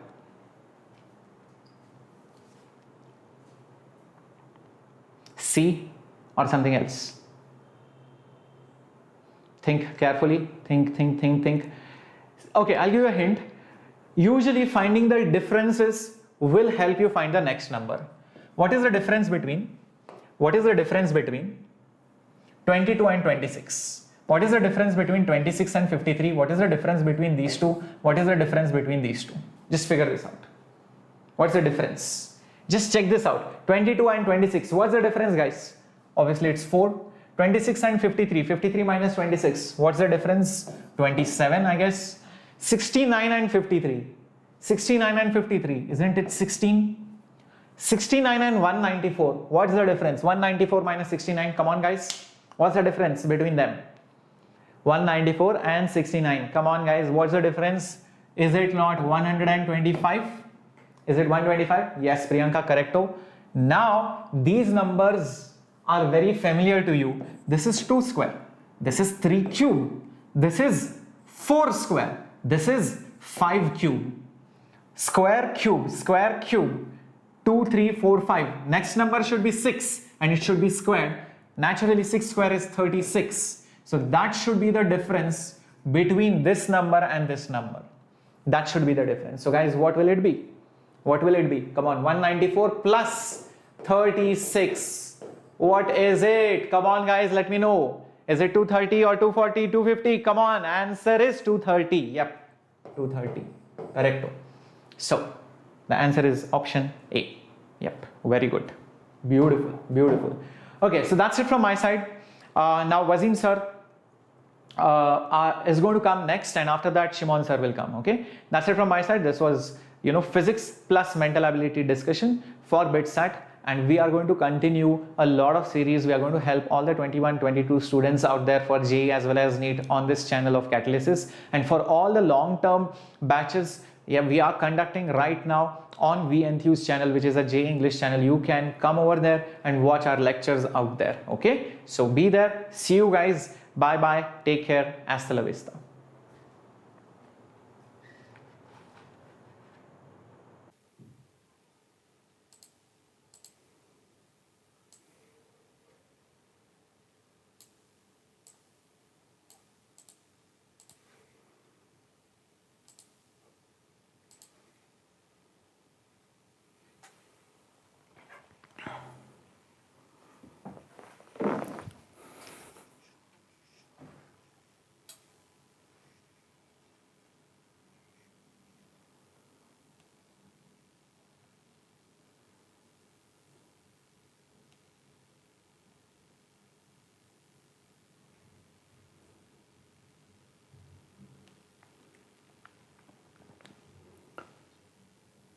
Good noon, everyone. Good noon. Good noon. Welcome back to Catalysis by Vedantu. I hope you guys are doing great, having a good time at home. Well, people, you can let me know in the chat box if I'm audible and visible to everyone. Yeah. Just let me know. Just let me know in the chat box if I'm audible and visible to every single guy. Yeah. Hello, Aditi. Hello, Sanjana. Hi, Priyanka. Hello, Pre-Medico Vibes. Hello, Lakshmi. Hi, VSG. Long time. Hello, Utkarsh. Welcome back, everyone. Welcome back. Just give me some green signal from the chat box so that I'll get to know whether I'm audible or visible to everyone or not. Yeah? Give me some green signal from the chat box. Yeah? Perfecto, guys. Perfect. So, as you all must be knowing, we have started the BITSAT mock test today, and you're done with your physics mock test, right? And now it's the time for chemistry, right? And after me, Shimon Sir is going to join us for the maths, correct? Perfect, guys. So before starting the session, let me introduce myself for the ones who do not know me. My name is Wassim Bhatt and I'm your chemistry master teacher here in Vedantu. Yeah? So people, you can let me know in the chat box if you guys are super duper excited about the session, right? Are you people super duper excited about the session so that we can start the session directly without wasting a lot of time, yeah? Let me know in the chat box if you guys are super duper excited about the BITSAT mock tests. Well, let me tell you, I have come up with a set of problems, and by solving these problems, you can clearly get the idea of what kind of questions are asked in your BITSAT chemistry examination, right? So people, are you ready with your pen and paper? Should I be starting the session directly? Yeah? Wonderful, guys. Great, great, perfect. So let's get started with the first question, which is on your screen. The question was asked in BITSAT 2020 examination, right? That means the question was asked last year in BITSAT. Give it a try. You can let me know the answer in the chat box, yeah? Just give it a try and let me know the answer in the chat box. Well, people, as per the question is concerned, an ideal gaseous mixture of ethane and ethene occupied 28 liters at 1 atm and 273 Kelvin. The mixture reacts completely with 128 grams of O2 to produce carbon dioxide and water. Mole fraction of C2H6 in the mixture will be. Well, this is the question on your screen. The question was asked in BITSAT 2020. I want you guys to give it a try and let me know the answer in the chat box. Then I'll be solving the question over here on the screen. Yeah? Give it a try and let me know the answer in the chat box. It's a very simple question, guys. Very, very simple question. Provided you know the basic concepts related to this question, yeah? Well, some people are saying it's 0.6, right? A lot of people are coming up with option A. Is that? Yeah? Let's get going. Let's get started. Let's see how this question is to be solved. Understand properly what is given in the question and what we are supposed to calculate as per the question, yeah? See, guys, we are given with a gaseous mixture first of all, right? We are given with a gaseous mixture first of all containing ethane C2H6 and ethene C2H4, right? Let's say this is the container which I have. In this container, for example, you have got C2H6 and what else do I have? I have got C2H4 as well. This is the gaseous mixture in the container, correct? As per the question itself, it's mentioned that this gaseous mixture, it occupies the volume of 28 liters, right? So volume of this mixture right here, it's given to me as per the question as 28 liters, right? This is something which is given to me, correct? Now, people, what am I doing over here? I'm making this mixture to react with oxygen, right? As per the question, I'm making this mixture to react with oxygen, right? Okay. See, people, this is first of all the hydrocarbon. This is one more hydrocarbon. Both these hydrocarbons which are present in the same container, they are definitely going to react with oxygen, right? And we know when your hydrocarbon reacts with oxygen, it leads to the formation of carbon dioxide and water, right? So over here, I can clearly say there will be two reactions. First, ethane is going to react with oxygen, which leads to the formation of carbon dioxide and water. Second, ethene is going to react with oxygen and leads to the formation of carbon dioxide and water. So over here, two reactions will be happening. The first reaction is going to be C2H6. It's going to react with O2. It will lead to the formation of carbon dioxide gas and H2O gas as well. Yeah? This is the first reaction which will be happening. What is the second reaction which will happen over here? The second reaction is going to be the C2H4, which is again in the same container. It's again going to react with oxygen and it will lead to the formation of carbon dioxide gas and H2O gas, correct? These are the two reactions which will be taking place right here. What is the first step which I'll be doing? I'll try to balance these reactions, right? I'll try to balance both the reactions. Let's try to balance the first reaction. Over here we have got two carbon atoms. So these are two carbon atoms, right? We have got 6 hydrogens on left side. So this should be 3 times, right? And simply this should be 3.5 times, correct? Yeah, because you have got 7 oxygens on the right hand side, so there should be 3.5 should be the stoichiometry coefficient. Then only the oxygen atoms will be again 7 on the reactant side. Similarly, if you want to try to balance the second reaction, you can do that. You have got 2 carbon atoms on the left, so 2 carbon atoms, 4 hydrogens on the left, so this should be 2 times. Okay, so this should be 3 times oxygen over here. Now both the reactions are balanced, right? Both the reactions are balanced. Point number 1. Point number 2. Have a look. When this mixture is reacting with, this mixture is completely reacting with 128 grams of oxygen as per the question itself, right? Yeah? People, it's mentioned in the question. This mixture, this 28 liters of mixture, it's reacting completely with 128 grams of oxygen, right? So mass of oxygen that reacts is given to me as 128 grams, right? So can I calculate the number of moles of oxygen that will be reacting? Absolutely. It's going to be mass of oxygen divided by molar mass of oxygen, that is 32. The value comes out to be 4. So these many moles of oxygen are actually reacting over here. Yes. Now people, just look at the equation. The pressure is kept at 1 atm, the temperature is kept at 273 Kelvin. That means we are given with the STP condition. So you can clearly tell me what is the volume of oxygen that is reacting actually. Volume of oxygen that is reacting will be simply equal to number of moles of oxygen multiplied by 22.4 liters. The value comes out to be 89.6 liters. So you got to know totally 89.6 liters of oxygen are reacting over here. Yeah, this is something which you got to know, right? Now people, since we have got 28 liters of the mixture, let's assume out of 28 liters of mixture, X liters are present in the form of C2H6. That simply means 28 minus X liters will be present in the form of C2H4. Yeah? Right? I can clearly say it. Yes, we have got total 28 liters of the mixture, and I'm assuming out of 28 liters, there will be X liters of this C2H6 in the mixture. So the remaining is going to be 28 minus X liters of C2H4 in the mixture. Yeah? And already I have calculated the volume of oxygen which is completely reacting with this mixture. Now people, I'll be using the stoichiometry of the reaction. How will I be using the stoichiometry of the reaction? Understand. See guys, as you can see right here, the stoichiometry coefficient right here is 1. The stoichiometry coefficient right here is 3.5, yeah.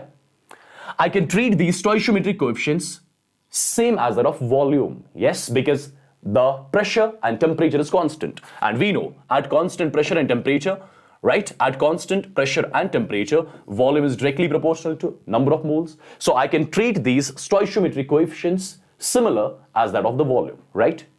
So can I say something like this? Can I say from the stoichiometry of the reaction, 1 liter of C2H6 reacts with 3.5 liters of oxygen? I can say that, yeah, from the stoichiometry of the reaction. 1 liter of C2H6, it completely reacts with 3.5 liters of oxygen. But people, in the container, do I have 1 liter of C2H6? No. I have got X liters of C2H6, yeah? So people, 1 liter of C2H6, it reacts with 3.5 liters of oxygen. So I can say X liters of C2H6 will be reacting with 3.5 multiplied by X liters of oxygen. So these many liters of oxygen are participating in the first reaction, right? Similarly, as per the second reaction, I can say, see, the stoichiometry coefficients are 1 and 3. I can say 1 liter of C2H4, it reacts with 3 liters of oxygen. Yes, but people, in the container, do we have 1 liter of C2H4? No, I have got 28 minus X liters of C2H4, right? So if 1 liter of C2H4 reacts with 3 liters of oxygen, I can clearly say 28 minus X liters of C2H4 will be reacting with 3 multiplied by 28 minus X liters of oxygen.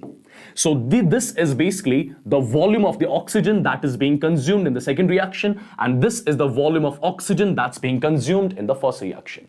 And what is the total volume of oxygen that's being consumed? That is 89.6 liters, right? As simple as that, right? So see guys, this is the volume of oxygen which is being used in the first reaction. This is the volume of oxygen which is being used in the second reaction. The total volume of oxygen which is being used is 89.6 liters. So what I'll be simply doing is, I'll be adding these two things and I'll be equating them to 89.6. I'll be getting the value of X, yeah? As simple as that, right? Yes, so what I'll be doing, I'll be simply writing a statement. 3.5 multiplied by X plus 3 multiplied by 28 minus X. This will come out to be what? This is basically equal to 89.6. Yeah, this is something which I got. So by solving this equation, can I get the value of X? Yes, I can get the value of X. And what is X? X is the volume of C2H6 in the mixture, right? X is the volume of C2H6 in the mixture.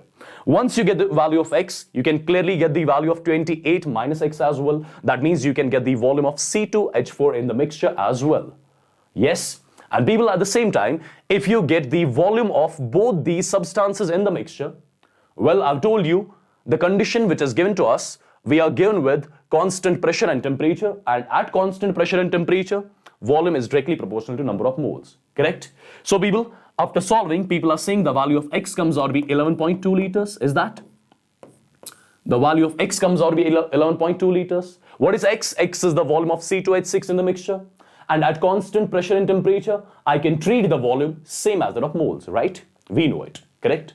So you can clearly say, what am I supposed to calculate? I'm basically supposed to calculate the mole fraction of C2H6, right? So mole fraction of C2H6, I'll be writing something like this. It's going to be equal to mole fraction of C2H6. It used to be number of moles of C2H6 in the mixture divided by total moles in the mixture. But people, instead of moles, I'll be writing the term volume because it's mentioned in the question that the pressure and temperature is constant, and at constant pressure and temperature, we know volume is directly proportional to moles. So you can replace these moles by their corresponding volume terms, yeah? So you can say mole fraction of C2H6 will be equal to volume of C2H6 in the mixture divided by total volume of the mixture, right? Volume of C2H6 in the mixture, we got to know as 11.2, yeah? Total volume of the mixture, that's given to us as 28, right? Just calculate it and let me know the value which is coming out to be from here. Just calculate it and let me know the value of it which is coming from here. Just let me know fast. Just let me know fast. I think it will come out to be 0.4. So 0.4 is the mole fraction of C2H6 in the mixture. So option B is the one which was supposed to be the correct one, yeah? You can let me know in the chat box if it's clear to every single guy so that I can move on to the next one, yeah? You can clearly let me know in the chat box if it is clear to everyone so that I can move on to the next one. Dragon Blaster, no. This is the standard way by means of which you can solve these sort of questions, yeah? All right, should we move on to the next one then, yeah? Should we move on to the next one? Wonderful. Let's get going. Let's get started with the second question of the today's session, yeah? Well, people, the question was asked in BITSAT 2017 and 2005 as well, right? Okay. 2 times the same question got repeated in the same test, okay? Which of the following order is wrong? Which of the following order is wrong? Can you let me know its answer in the chat box? Let me see. Which of the following order is wrong? The first order is about the acidic strength. The second order is about the ionization energy first. The third order is about the basic strength. And the last order is about the ionic radius. Okay, what do you think? Which order is wrong among the 4? Let me know fast, yeah? Well, majority of the people are saying B or C. Majority of the people are saying B or C, yeah? Okay. All right, look here guys, see how this sort of a question is solved. It's a very simple question. See, first of all, understand. As you would have discussed, as you would have studied, acidic strength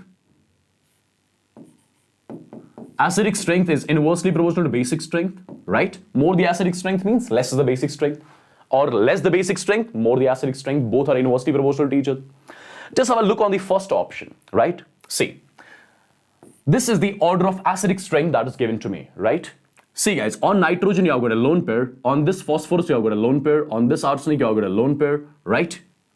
And this nitrogen, it has got the tendency to donate this lone pair, and any substance which has got the tendency to donate the lone pair, that acts as the Lewis base, right?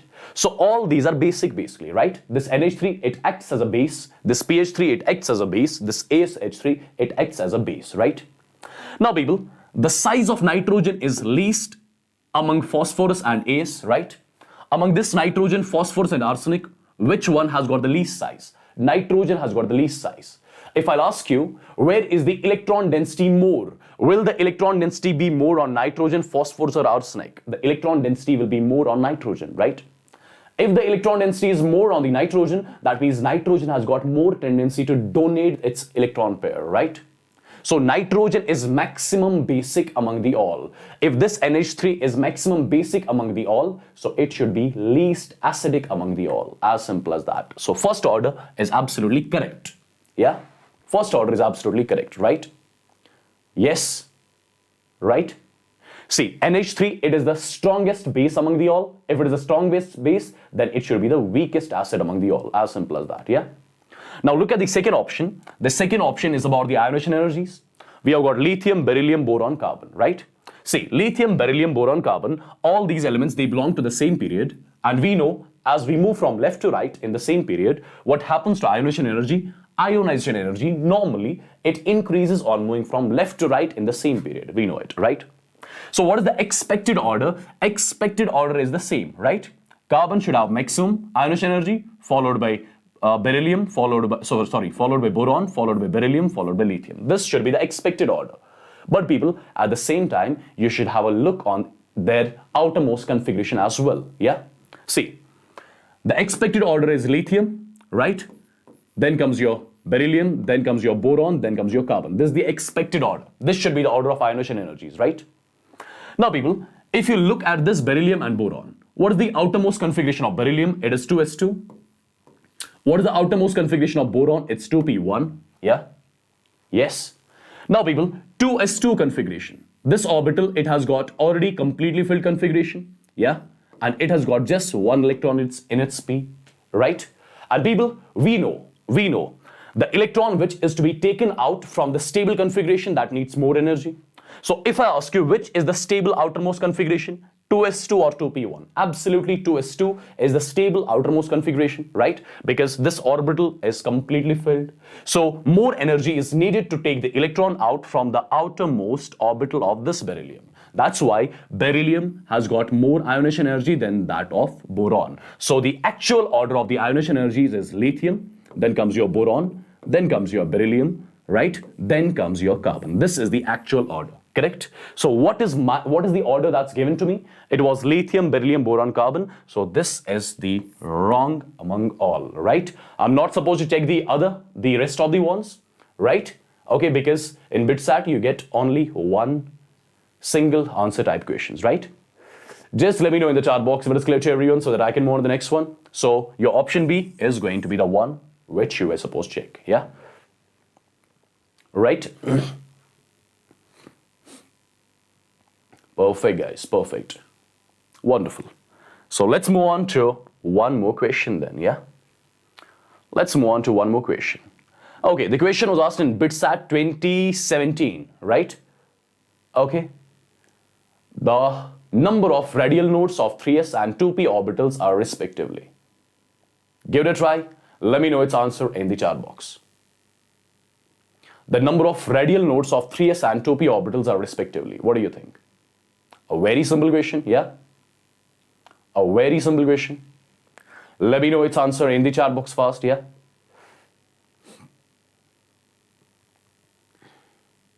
Hurry, it's computer based. Alright, so let's get to know what the answer should be. It's a very simple question, guys. Just remember one formula, and I'm sure all of you must be knowing that. There is a formula to calculate total nodes in an orbital that's equal to n minus 1, right? These total nodes, they consist of spherical or radial nodes, right? And one more node will be there, that's what we call as angular node, right? Okay. In an orbital, there will be spherical or radial nodes, right? And one more node, that's what we call as angular node, right? How to calculate the spherical nodes or radial nodes? It's given by the formula n minus L minus 1. This is the formula which is used to calculate the spherical nodes. And how to calculate the angular nodes? The value of azimuthal quantum number gives you the value of angular nodes, right? Well, people, as you can see, we are given with 3s orbital and 2p orbital. We are given with 3s and 2p, correct? For 3s, what is the value of n? The value of principal quantum number is 3. What is the value of azimuthal quantum number for this s orbital? It's 0, correct? Right? Similarly, in case of 2p, what is the value of n? The value of n is 2. And what is the value of azimuthal quantum number for p? It's 1, correct? Now calculate the radial nodes. Yes, formula is given to you. Yeah? So radial nodes are simply going to be, in case of 3s, the radial nodes will be equal to n minus L minus 1. So 3 minus 0 minus 1, that comes out to be 2. Similarly, the radial nodes in case of 2p, it's going to be n minus L minus 1, so it's going to be 0. So radial nodes in case of 3s is going to be 2, in case of 2p, it's going to be 0. So 2, 0 is going to be the correct one among all, right? Is it clear to everyone? Let me know in the chat box so that I can move on to the next one, yeah? Exactly, guys. All of you are perfectly correct. The correct option is going to be option A. Yeah, perfect. All right, wonderful. Wonderful, guys. Let's move on to one more question then. Let's move on to one more question. The question was asked in BITSAT 2019. Okay, a very simple question. Most stable carbocation among the following. Yeah, the question was asked in BITSAT 2019. Just give it a try. Let me know the answer in the chat box fast. Let me know answer in the chat box. Well, I can see majority of the people are saying it should be option A, and there are few who are saying it should be option C. Yeah. See guys, as you can see right here, there is the positive charge on this carbon. In the second option, you have got positive charge on this carbon, you have got positive charge on this carbon, you have got positive charge on this carbon. So basically all these four are carbocations, right? And as you all must be knowing, carbocations are stabilized by hyperconjugation, right? Okay. So what you are going to simply do is, you're simply going to calculate the number of alpha hydrogens that are going to stabilize this carbocation over here, right? So people, first of all, this is your carbocation right here. This is your alpha carbon. This is one more alpha carbon. This is one more alpha carbon, right? So first of all, how many hydrogens are attached with this alpha carbon? There are 3 hydrogens attached. Over here, there are 2 hydrogens attached. Over here, there are 2 more hydrogens attached. So total, how many alpha hydrogens you have? 3 plus 2, 7. Sorry, 3 plus 2, 5. 5 plus 2, 7. So there are total 7 alpha hydrogens which are stabilizing this positive charge over here. Yeah. Similarly, if you look at this positive charge, over here you have got 3 hydrogens, yes, and over here you have got 2 hydrogens, and both are alpha positions with respect to this carbocation. So you have got basically 1, 2, 3, 4, 5. You have got 5 alpha hydrogens stabilizing this positive charge, right? Similarly, if you look at this one, this is the only alpha carbon over here. Yeah, and it's going to have only 1 hydrogen attached to it. So this carbocation is stabilized by only 1 alpha hydrogen, as simple as that, right? And is there any alpha hydrogen? There is no alpha hydrogen, is this one, right? The maximum, the carbocation that contains the maximum alpha hydrogens, that's going to be the maximum stable one, right? So which one contains the maximum alpha hydrogens? The first one. So first one is going to be the maximum stable among all, because we know carbocations are stabilized by hyperconjugation, right? And hyperconjugation depends on the number of alpha hydrogens. More the alpha hydrogens, more the stability of the carbocation. As simple as that, yeah? Let me know in the chat box if it's clear to everyone. Let me know in the chat box if it's clear to everyone. Yes? Perfect, guys. Let's move on to one more question then. Increasing order in the RMS velocities of H2, O2, N2 and HBr. The question was asked in BITSAT 2013. A very simple question, guys. A very simple question. Right? Let me know its answer first. Let me know its answer first. Increasing order of RMS velocities of H2, O2, N2 and HBr. What do you think about this? Well, people are saying option A. What about the rest? Alright, so people are coming up with option A and option B. So let's give it a try. Let's see what is going to be the correct answer of this question. Let me first of all tell you, the simplest formula to calculate VRMS is going to be equal to under root of 3RT divided by M, where M is the molar mass of the gas, or you can say your VRMS, it's inversely proportional to the molar mass, right? Square root of molar mass, right? So more the molar mass of the gas, less is going to be its VRMS, as simple as that, yeah? Now which one among the following has got the maximum molar mass? HBr has got the maximum molar mass, so its VRMS will be the minimum among all. Then comes your N2, right? N2 or O2. See guys, which option should be the correct one among all? Just wait for it. See, HBr has got the maximum molar mass, followed by O2, followed by H2, followed by N2, followed by H2, right? So option C is the one which is correct, right? As simple as that. More the molar mass of the gas, less is the VRMS, right? Less is the VRMS. HBr has got the maximum molar mass, so least VRMS, followed by your O2. I think there is something wrong over here, right? Is that? There is something wrong over here. HBr has got the least, right? Okay, then comes your O2, then comes your N2, then comes your, it's option B. Over here the signs are different, you have to be careful with this as well. So option B is the one which is correct, right? Option B is the one which is correct. Over here, I did not see these signs, right? Okay, these are opposite signs which are given to me, correct? So option B is the one which is correct. Just remember the concept, less the molar mass of the gas, more is going to be the VRMS. Similarly, more the molar mass of the gas, less is going to be the VRMS, correct? So option B is the one which is correct among all, yeah? Perfecto. Let's move on to one more question then. Keto-enol tautomerism is observed in. The question was asked in BITSAT 2009. Give it a try and let me know the answer. Let me know the answer. Keto-enol tautomerism is observed in. What do you think about this question? Let me know the answer. It's a very simple question, yeah?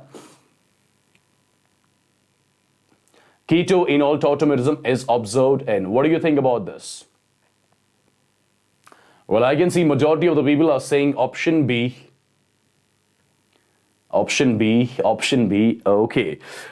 Well, people, for the tautomerism to happen, right, for the tautomerism, for the keto-enol tautomerism to take place, about this C double bond O, which I'm selecting as the reference, you should have alpha carbons.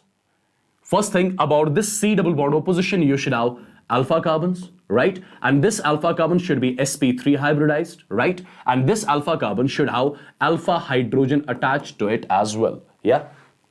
Now we will see. This is C double bond O position, right? So the first carbon which is attached with this carbon over here, right? Or let me make the structure of it so that it becomes clear to you. It's basically like this. It's something like this, yeah? C double bond O and H, correct? So this is your reference position, C double bond O. So this is basically your alpha carbon, right?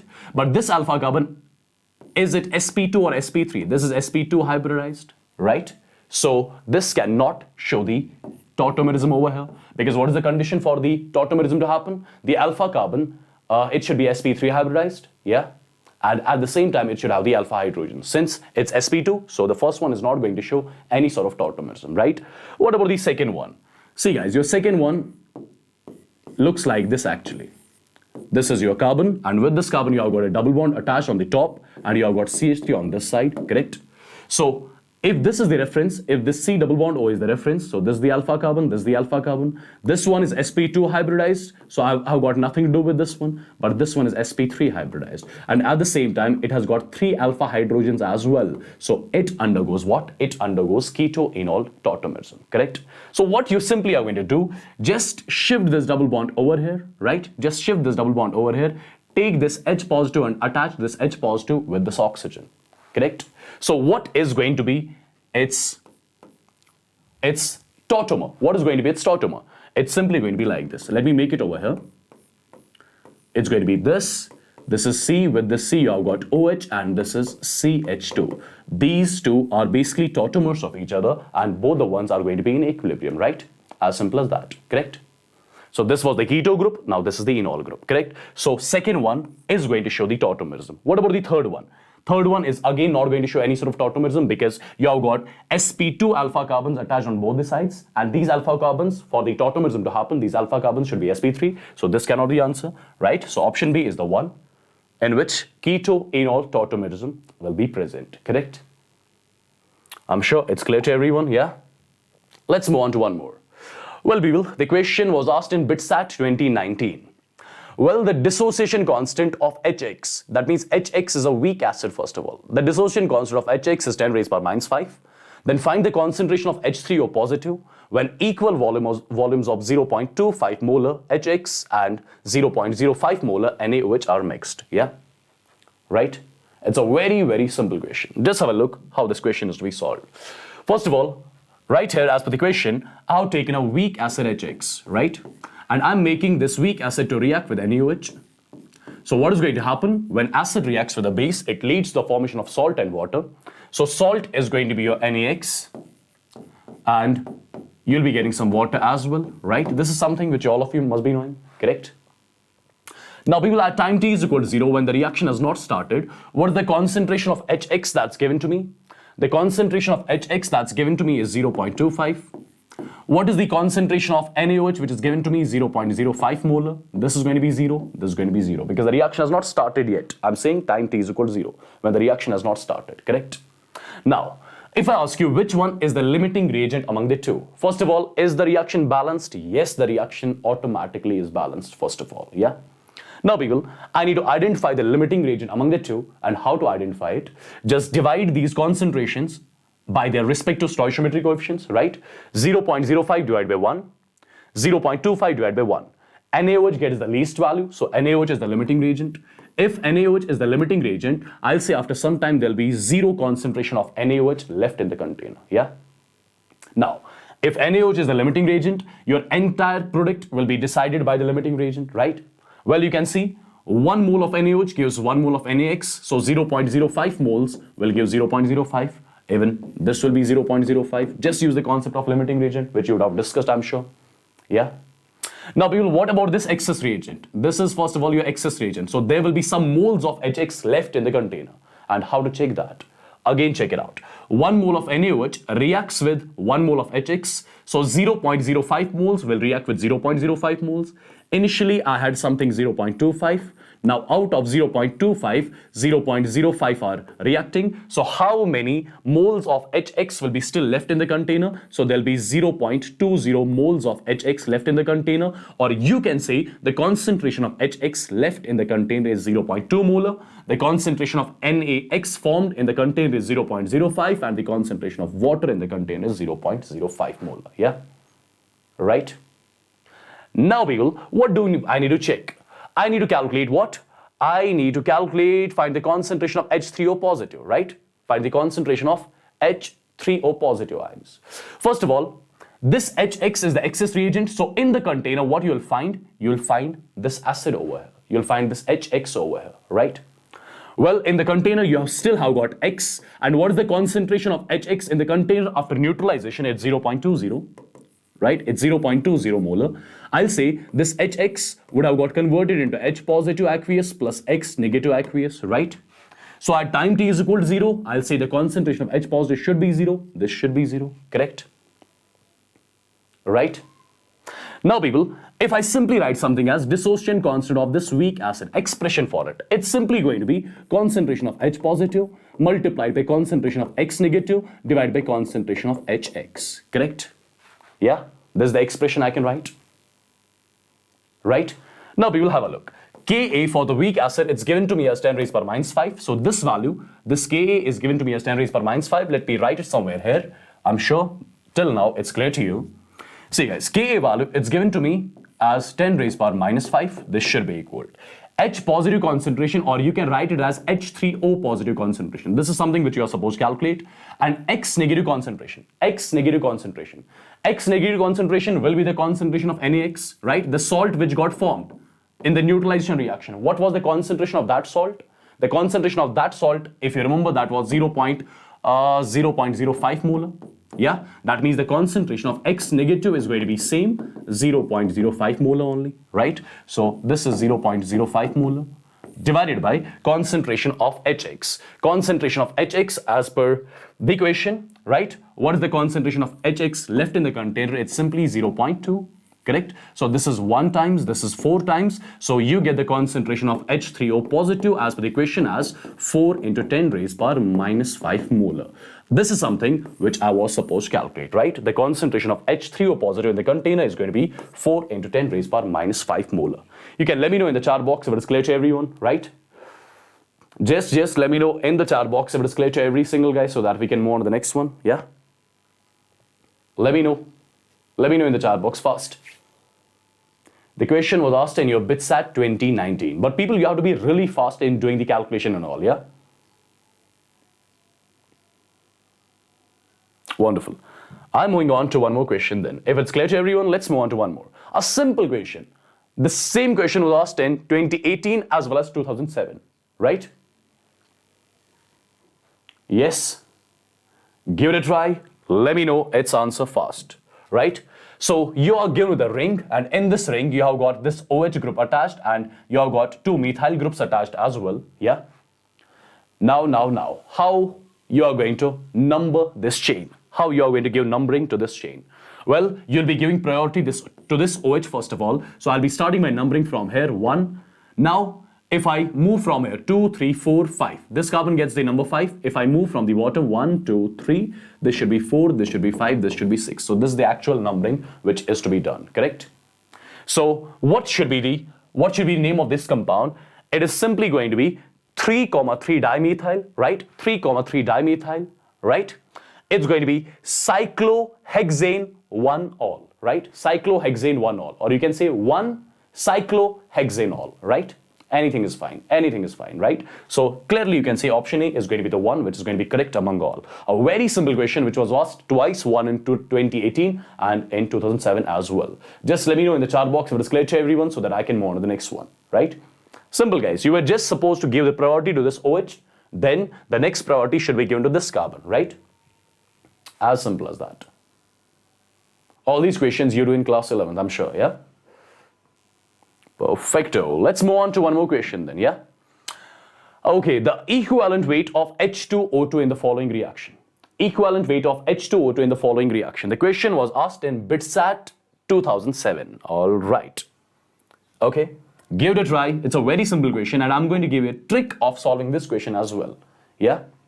See guys, first of all, I need to calculate the equivalent mass of this H2O2. If I ask you, what is the oxidation state of oxygen right here? It's -1 because hydrogen peroxide, yeah? Okay. What is the oxidation state of oxygen right here? It's 0. What is the oxidation state of oxygen in this one? -2, correct?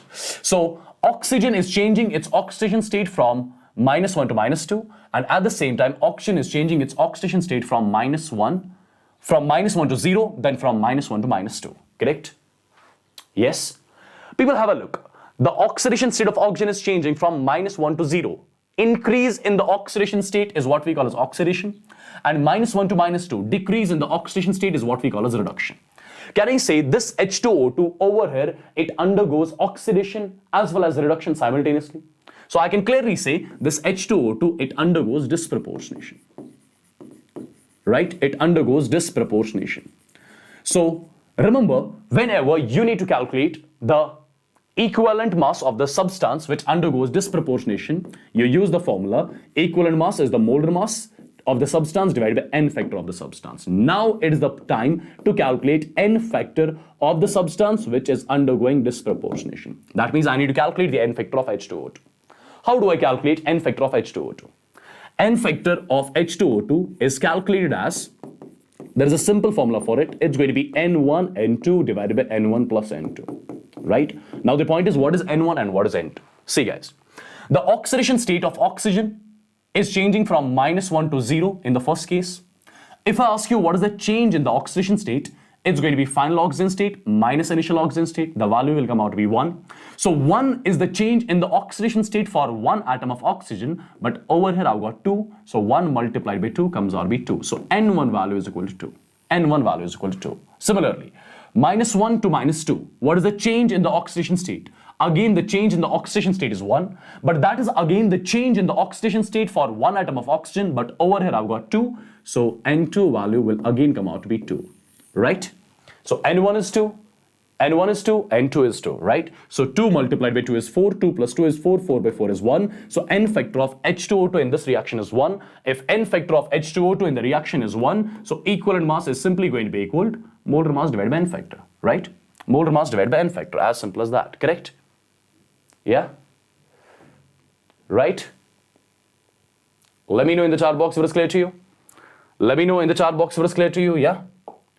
Let me know in the chat box if it is clear to you, correct? It's going to be option B, correct? What about this one, guys? What about this one? What about this one? What do you think about this question? Again, the question was asked in BITSAT 2017. What did I write?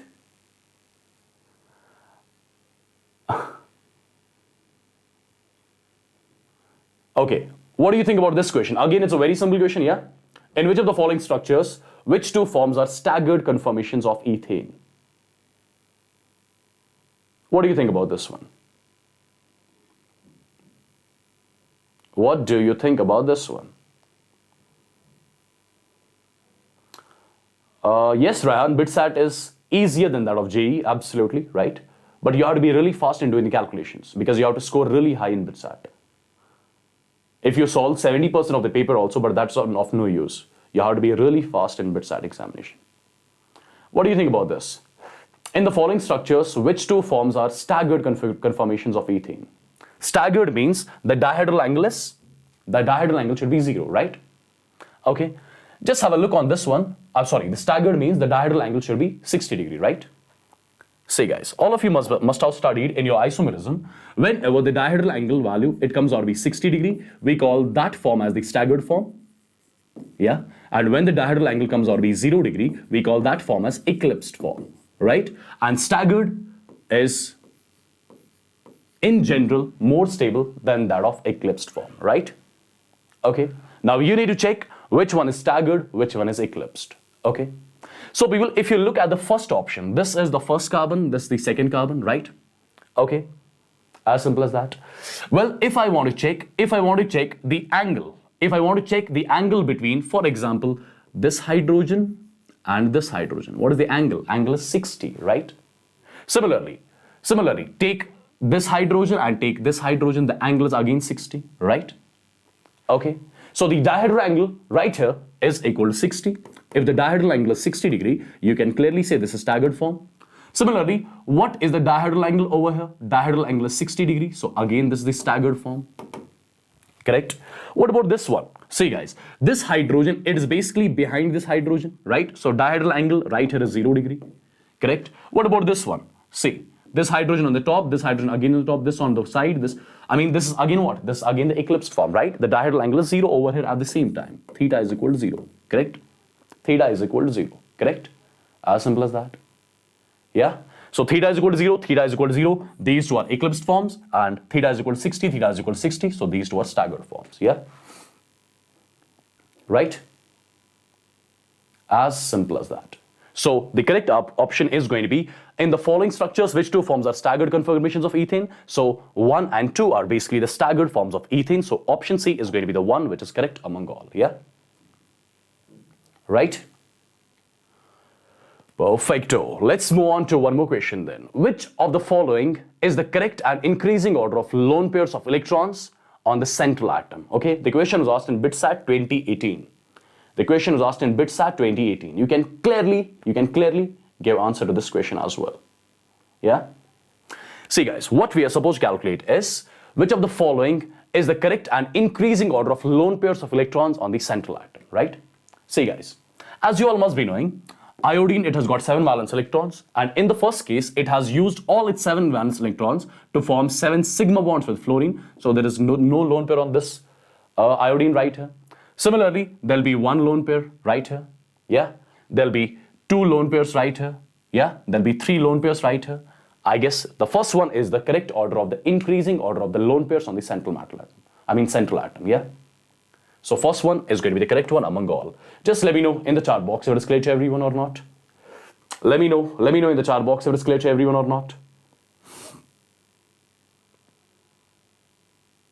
Yes, Srinidhi, I miss him too. Vignesh, I'm doing great. How are you?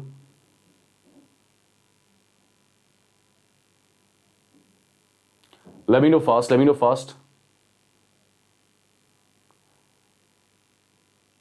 Perfect.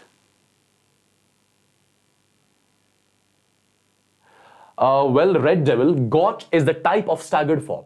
Gauch is one of the type of staggered form. Okay? Perfect, guys.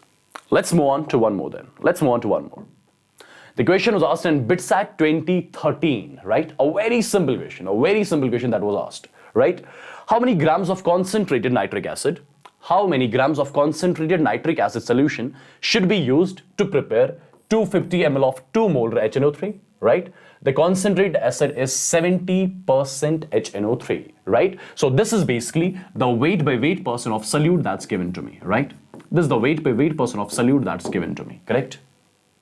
Yeah? Now, first of all, I'll be calculating the molarity of the solution. It's going to be equal to 10 multiplied by density of solution multiplied by weight percent of solute divided by molar mass of solute. Yeah, solute is your HNO3 over here in this case. Yeah. Now, people, have a look. Molarity is given to me. Molarity of the solution, I believe it's given to me as 2 molar. Yeah, it's equal to 10 multiplied by density of solution multiplied by weight percent of solute, that's given to me as 70, divided by molar mass of HNO3 will be 63. Can you just solve it? Can you let me know about the value of the density of solution which you are getting from here? Can you let me know the value of density of solution from here? Can you let me know the value of density of solution from here? Fast. Yeah? Yes, Red Devil, you can solve it by that way as well. But there's a simplest way of solving the question. right? I'm using the simple formula for molarity. From here, I'll be calculating the density, right? And then I'll be using density is equal to mass by volume, correct? Volume is given to me, so density multiplied by mass will come out to be, density multiplied by volume will come out to be mass of the solution, right? So density of solution from here, as people are saying, it's coming out to be 0.18, right? 0.18 grams per ml, this is the density of solution, yeah? But am I supposed to calculate density of solution or volume of solution? We are supposed to calculate the volume of solution, right? We know density of solution is basically equal to mass of solution divided by volume of solution, right? So you can say mass of solution in grams is equal to density of solution in grams per ml, that's 0.18, multiplied by volume of solution in milliliters, that's given to me as 250. So multiply this 0.18 by 250, get the answer in grams, right? Can you let me know what is the exact value which you'll be getting from here? 0.18 multiplied by 250. What is the exact value which is coming from here?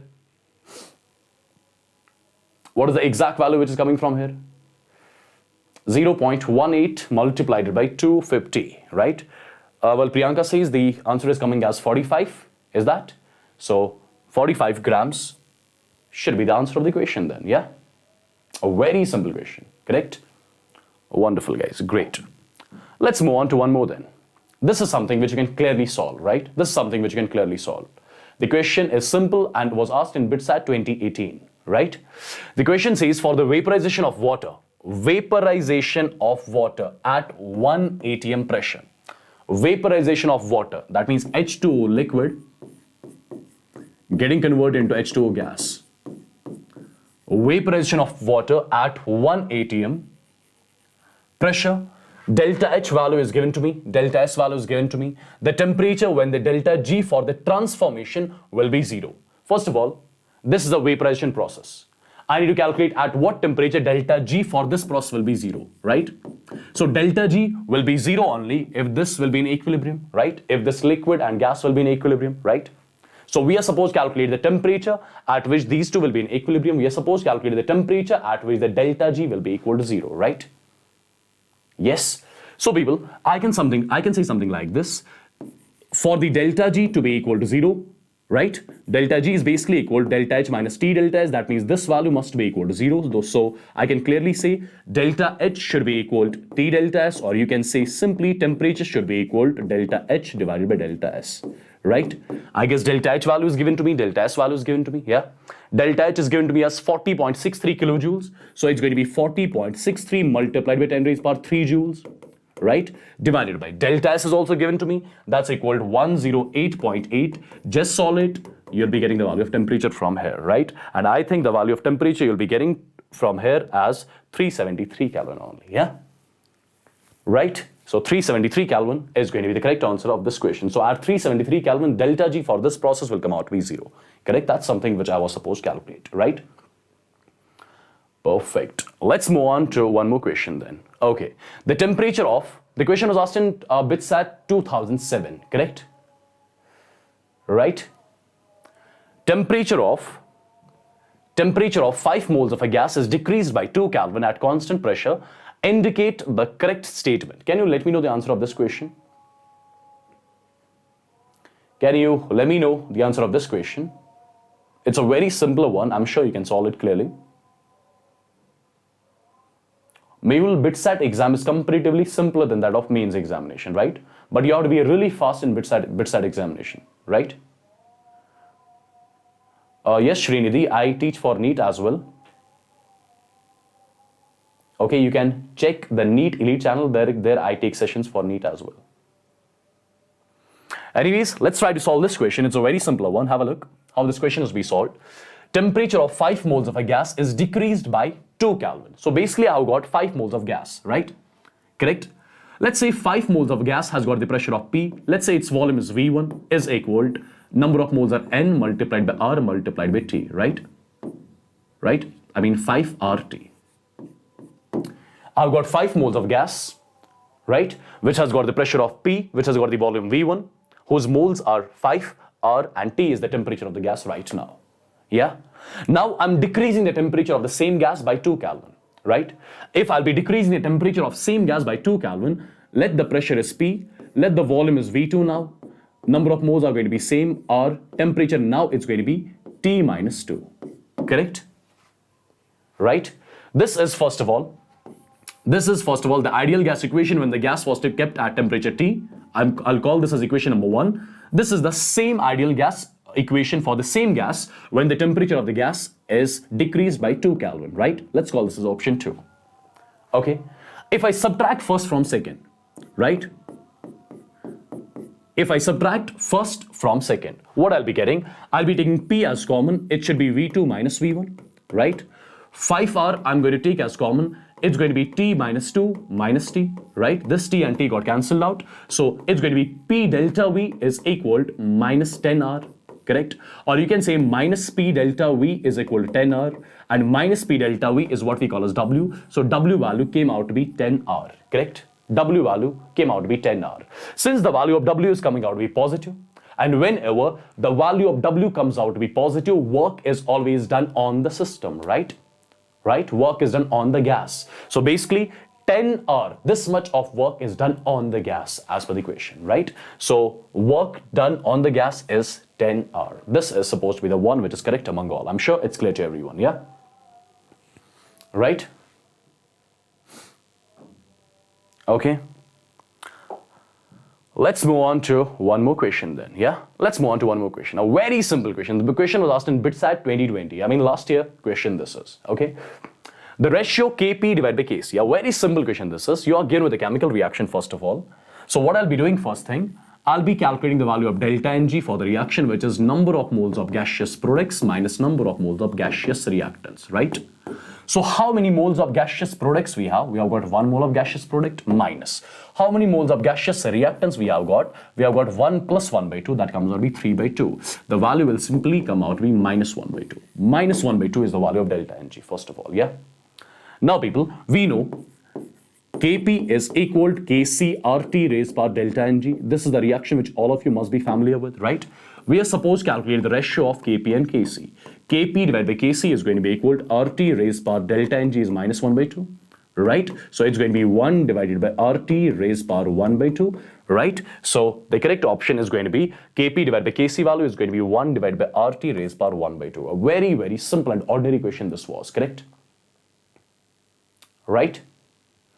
Let's move on to one more question then. Okay, this is one more question, right?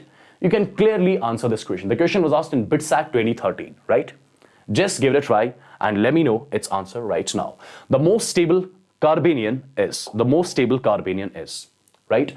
Let me tell you, Carbanions are stabilized by minus effects. Okay, or you can clearly say like this, whenever the electron withdrawing group is attached to some carbanion, its stability increases, right? Well, we will have a look. Over here you have got the negative charge on this carbon, right here negative charge on this carbon, right here negative charge on this carbon, right here negative charge on this carbon, right?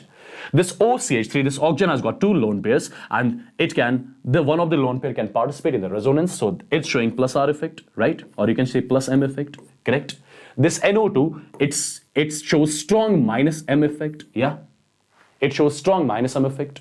In the first one, you have got no group attached. In the second one, you have got no group attached. Right here, you have got a group attached plus M. And right here, you have got a group attached which shows minus M. And minus effect, it stabilizes the carbanion to the maximum. So which one is going to be the maximum stable among all? So I'll clearly say option D is going to be the maximum stable among all, because right here, you have got NO2 group attached, which stabilizes this carbanion to the maximum. Yeah? Okay. Perfect, perfect. Let's move on to a few more, yeah? Okay, the compound which gives the most stable carbonium ion on dehydration is. The question was asked 2 times in BITSAT. Same question, 2014 and 2006. Give it a try and let me know its answer. What is, first of all, a carbonium ion? Carbonium ion is the second name for carbocation. Carbonium ion, it is the second name for the carbocation, correct? Now people, if the first one undergoes dehydration, there will be, wait, just give me a second. The compound which gives the most stable carbonium on dehydration. Okay, when the first one undergoes dehydration, what you'll be getting? You'll be getting the positive charge on this carbon. Just take this OH negative out, there'll be a positive charge on this carbon. Similarly, take this OH negative out, positive charge on this carbon. Take this OH negative out, positive charge on this carbon. Similarly, take this OH negative out, positive charge on this carbon, for example, yeah? Now you need to check the stability of these carbocations, right? Well, you can see the second one is the tertiary carbocation, which I'm getting right here, which is stabilized by maximum alpha hydrogens. Okay, so second one is going to be maximum stable because second carbocation, second carbonium ion, it is stabilized by maximum alpha hydrogens through hyperconjugation, right? So option B is the one which is correct among all. Yeah, a very simple question this is. Correct? Wonderful. Okay, one more question. The question was asked in BITSAT 2009. The atomic radius of atom is R. Total volume of atoms present in FCC unit cell of an element. See, it's a very, very simple question. First of all, as you all must be knowing, the number of atoms in case of FCC is actually equal to 4, right? 4 atoms actually form your FCC unit cell, yeah? 4 atoms actually form your FCC unit cell, correct? Right? So I need to calculate the total volume of atoms present in FCC. So since there are 4 atoms actually present in case of FCC, so if the volume of one atom is 4 divided by 3 pi r cube, so volume of 4 atoms is going to be multiplied by 4. So 16 divided by 3 pi r cube is the volume of all the 4 atoms in case of an FCC, right? So 16 pi r cube divided by 3 is going to be the correct answer among all, right? A very simple question which was asked in BITSAT 2009, correct? Perfect. We have got one more question. The question was asked in BITSAT 2008, okay? The question says, in a 0.2 molar aqueous solution of a weak acid HX, so basically I've got a weak acid HX which would have got dissociated as H positive aqueous plus X negative aqueous, right? First thing. The degree of ionization, that means alpha value is given to me as 0.3, correct? Taking Kf of water, Kf value is also given to me, the freezing point of the solution will be, correct? Well, people, as you would have studied the depression freezing point delta Tf, it's equal to I multiplied by Kf multiplied by molality, right? Depression in freezing point will be equal to freezing point of solvent minus freezing point of solution. It's equal to basically the Van 't Hoff factor I multiplied by Kf multiplied by molality, right? What am I supposed to calculate? I'm supposed to calculate freezing point of the solution, correct? Since it is an aqueous solution, that means the solvent which I've taken, that is water, and what is the freezing point of water? That is 0 degrees centigrade, right? Minus freezing point of solution is equal to, what is the value of I? First of all, this is the case of dissociation, and in case of dissociation, all of you must be knowing I is equal to 1 plus n minus 1 into alpha, right? So I is going to be equal to 1 plus n. N means the number of particles which I'm getting from one particle of reactant. So from one particle of reactant, I'm actually getting 2 particles. So n value in this case is 2 minus 1, alpha is 0.3. So I value clearly you are going to get as 1.3, right? Since you have calculated the I value, you have got all the parameters now. Put all the parameters into this equation. I value is 1.3. Kf value is given to you as 1.85. Yeah. Molality of the solution is also given to you as 0.2. Right?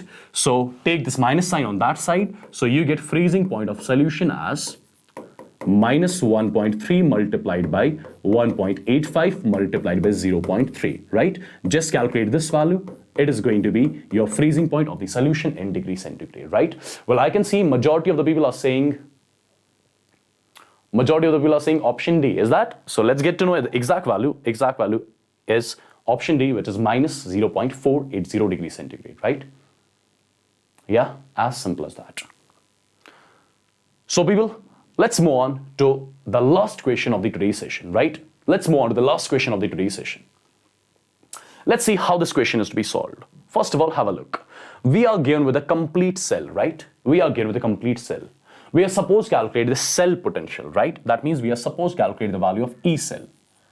We are supposed to calculate the value of E cell, correct? Well, people, which type of cell it's given to me? Understand, have a look. Have a look, guys, properly understand. Which type of cell is given to me?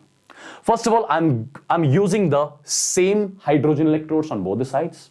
So it is first of all a concentration cell. Now which type of concentration cell it is? Have a look. The partial pressure of hydrogen gas is different, but the concentration of H positive is same. So it is basically the electrode concentration cell, yeah? It is basically the electrode concentration cell, right?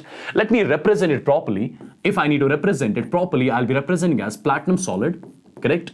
This is H2 gas whose partial pressure is given to me as 640 mm of Hg, it gets converted into H positive, right, whose concentration is, for example, C molar. In the middle, you've got the salt bridge. On the right hand side of the salt bridge, you write the cathode, H positive, whose concentration again is C molar. It changed to H2 gas, right? And H2 gas right here has got the pressure of 510 mm of Hg, right? And over here, you have got the platinum solid again. This is the complete cell representation in the simplest form, right? Okay, now people understand. First thing, this is the salt bridge. On the left hand side of the salt bridge, you always write the anode, and at anode, all of you must be knowing oxidation takes place, correct? So H2 is getting converted into H positive. So I can say H2, whose pressure is 640, right? It loses 2 electrons, gets converted into twice H positive, whose concentration is C, and with it you get 2 electrons, right? This is the reaction which will be taking place at anode, right? Similarly, what is the reaction that will be taking place at cathode? At cathode, reduction takes place, right? So H positive is getting converted into H2. So the reaction simply will be 2 times H positive, whose concentration is C molar, plus 2 electrons. It gets converted into H2 gas, right? And what is the pressure of this H2 gas? It is 510 mm. Okay. Now the point is, I'm simply going to add these two reactions, yeah? Since the electrons are balanced on both the sides, I can clearly add these two reactions. If the electrons were not balanced, I was supposed to balance the electrons at that time first, yeah? But right now, in this case, the electrons are already balanced, right? So if I add the reactions, this 2 gets cancelled, so the value of N comes out to be 2. What is value of N basically? This means 2 moles of electrons are being exchanged from anode to cathode, right? Now, when I'll add these two reactions, this 2 times H positive, this 2 times H positive gets cancelled because their concentration is same. So my net reaction is H2 gas whose pressure is 640 mm of Hg. It gets converted into H2 whose pressure is 510 mm of Hg, correct? This is the net reaction which I have. Now people, after getting this net reaction, what I'll be doing is, I'll be calculating the value of QC, reaction quotient, right? Reaction quotient is simply going to be partial pressure of this H2, which is 510, divided by partial pressure of this H2, which is 640. This is basically your QC value. This is basically your QC value, right? So 510, you can write it as 51 divided by 64, correct? Right? Now, after getting the value of QC, what I'll be writing the Nernst equation. Okay, I'll be writing the Nernst equation. I'm sure you'd have written this part. As per your Nernst equation is concerned, we write E cell is equal to E naught cell minus 0.0591 divided by N. It's going to be log of QC, right? Since it's a concentration cell, and in case of concentration cell, E naught cell is to be taken as 0. So this E naught cell will be 0. So I'll simply say this E cell, which I call as EMF or cell voltage, it's equal to 0 minus 0.0591. N value already I've calculated as 2. It's going to be log of QC. QC value will be 510 divided by 640, right? By solving this equation, can you simply get the value of E cell from here, right? And the value of E cell I'll be giving you exactly, it will be coming out to be 2.91 into 10 raised power minus 3 volts, right? This is how you solve this pattern of question as well. And the question was asked in BITSAT 2019, correct? So people, with this, I end the chemistry session here. It was nice meeting you. Well, if you want to see more of the sessions like this, do come to VJ Enthuse, where I take chemistry, right? Where all the chapters, most of the chapters are there in detail in the playlist. You can check them out, right? You can come to Vedantu J English channel, wherein myself, Shreyas Sir and Shimon Sir, we take sessions on regular basis. But still, we'll keep on coming to this channel as well, right? And people, it was nice meeting you. I'll hand over the stage to Shimon Sir. He'll be joining you shortly. Till then, you guys take care. Bye-bye. God bless you all and love you all. Take care, guys. Bye.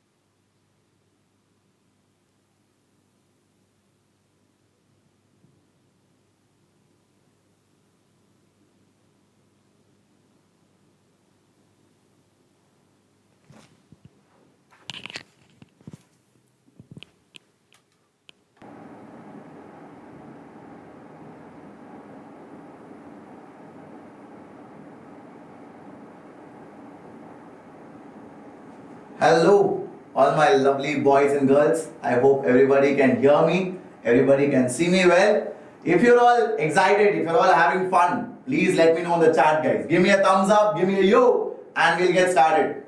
Can you all hear me? Yes. Hello, Satyendra Kumar. Welcome, man. So, guys, how did you enjoy the session so far? Govind Patel, BITSAT crash course we don't have, but we do have a JEE mains crash course which can help you with BITSAT also. You can check that out. That will help you a lot. Okay. Hi Akash. Yes, man. I was checking my phone whether I am live or not. Otherwise, how will I come to know? Hello Dairya. Welcome Sai Kaundinya. Very, very happy to be here. Very excited to see you all. So shall we get started? So BITSAT is an exam which gives you entry into BITS Pilani. What is BITS Pilani? Any idea? So it is nothing but Birla Institute of Technology and Science, right? So you guys must have heard of it. It is a very big institute, premier institute. It is as good as the IITs. Some of the IITs are compared to BITS Pilani. Okay, so it is a prestigious institute, and the best part is they don't have reservation. There is no quota.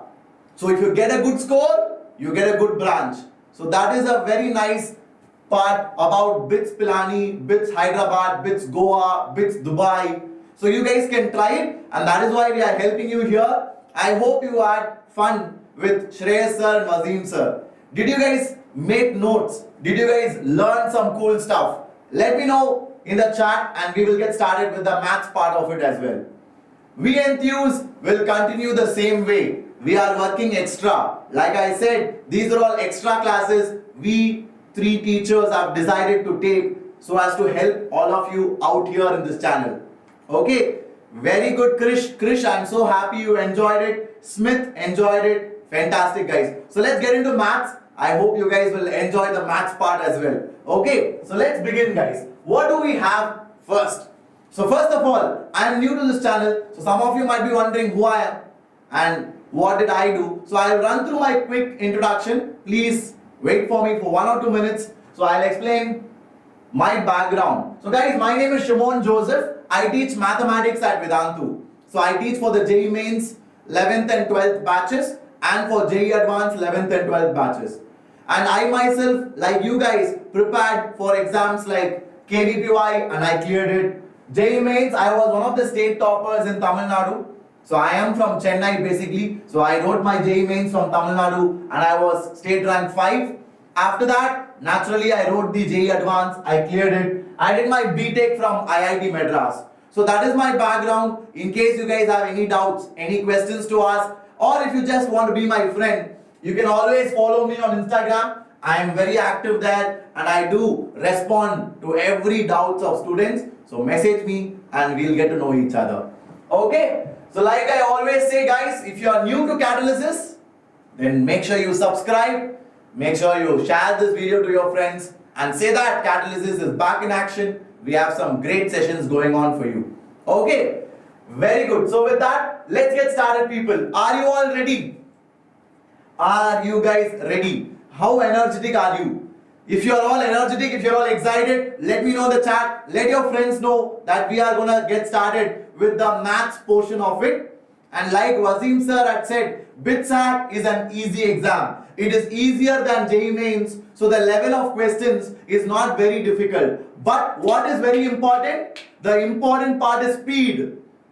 The important part is speed. So guys, BITSAT has 150 questions in 3 hours. So you need to be very fast. And you know what? Did you know that surprise? If you solve 150 questions, you get bonus questions. How many of you knew that already? You're all preparing for BITSAT. You should know these intricate details. Nobody will tell you. You have to do your research. Got it? So in BITSAT, if you solve 150 questions, you will get bonus questions. Bonus questions means what? Your denominator will be same, but your numerator will increase. That is good only, na? So it is like your test is out of 100, but your teacher likes you, so she gives you 5 questions, 5 mark questions extra. So you are basically writing for 105 marks, but the exam is only for 100.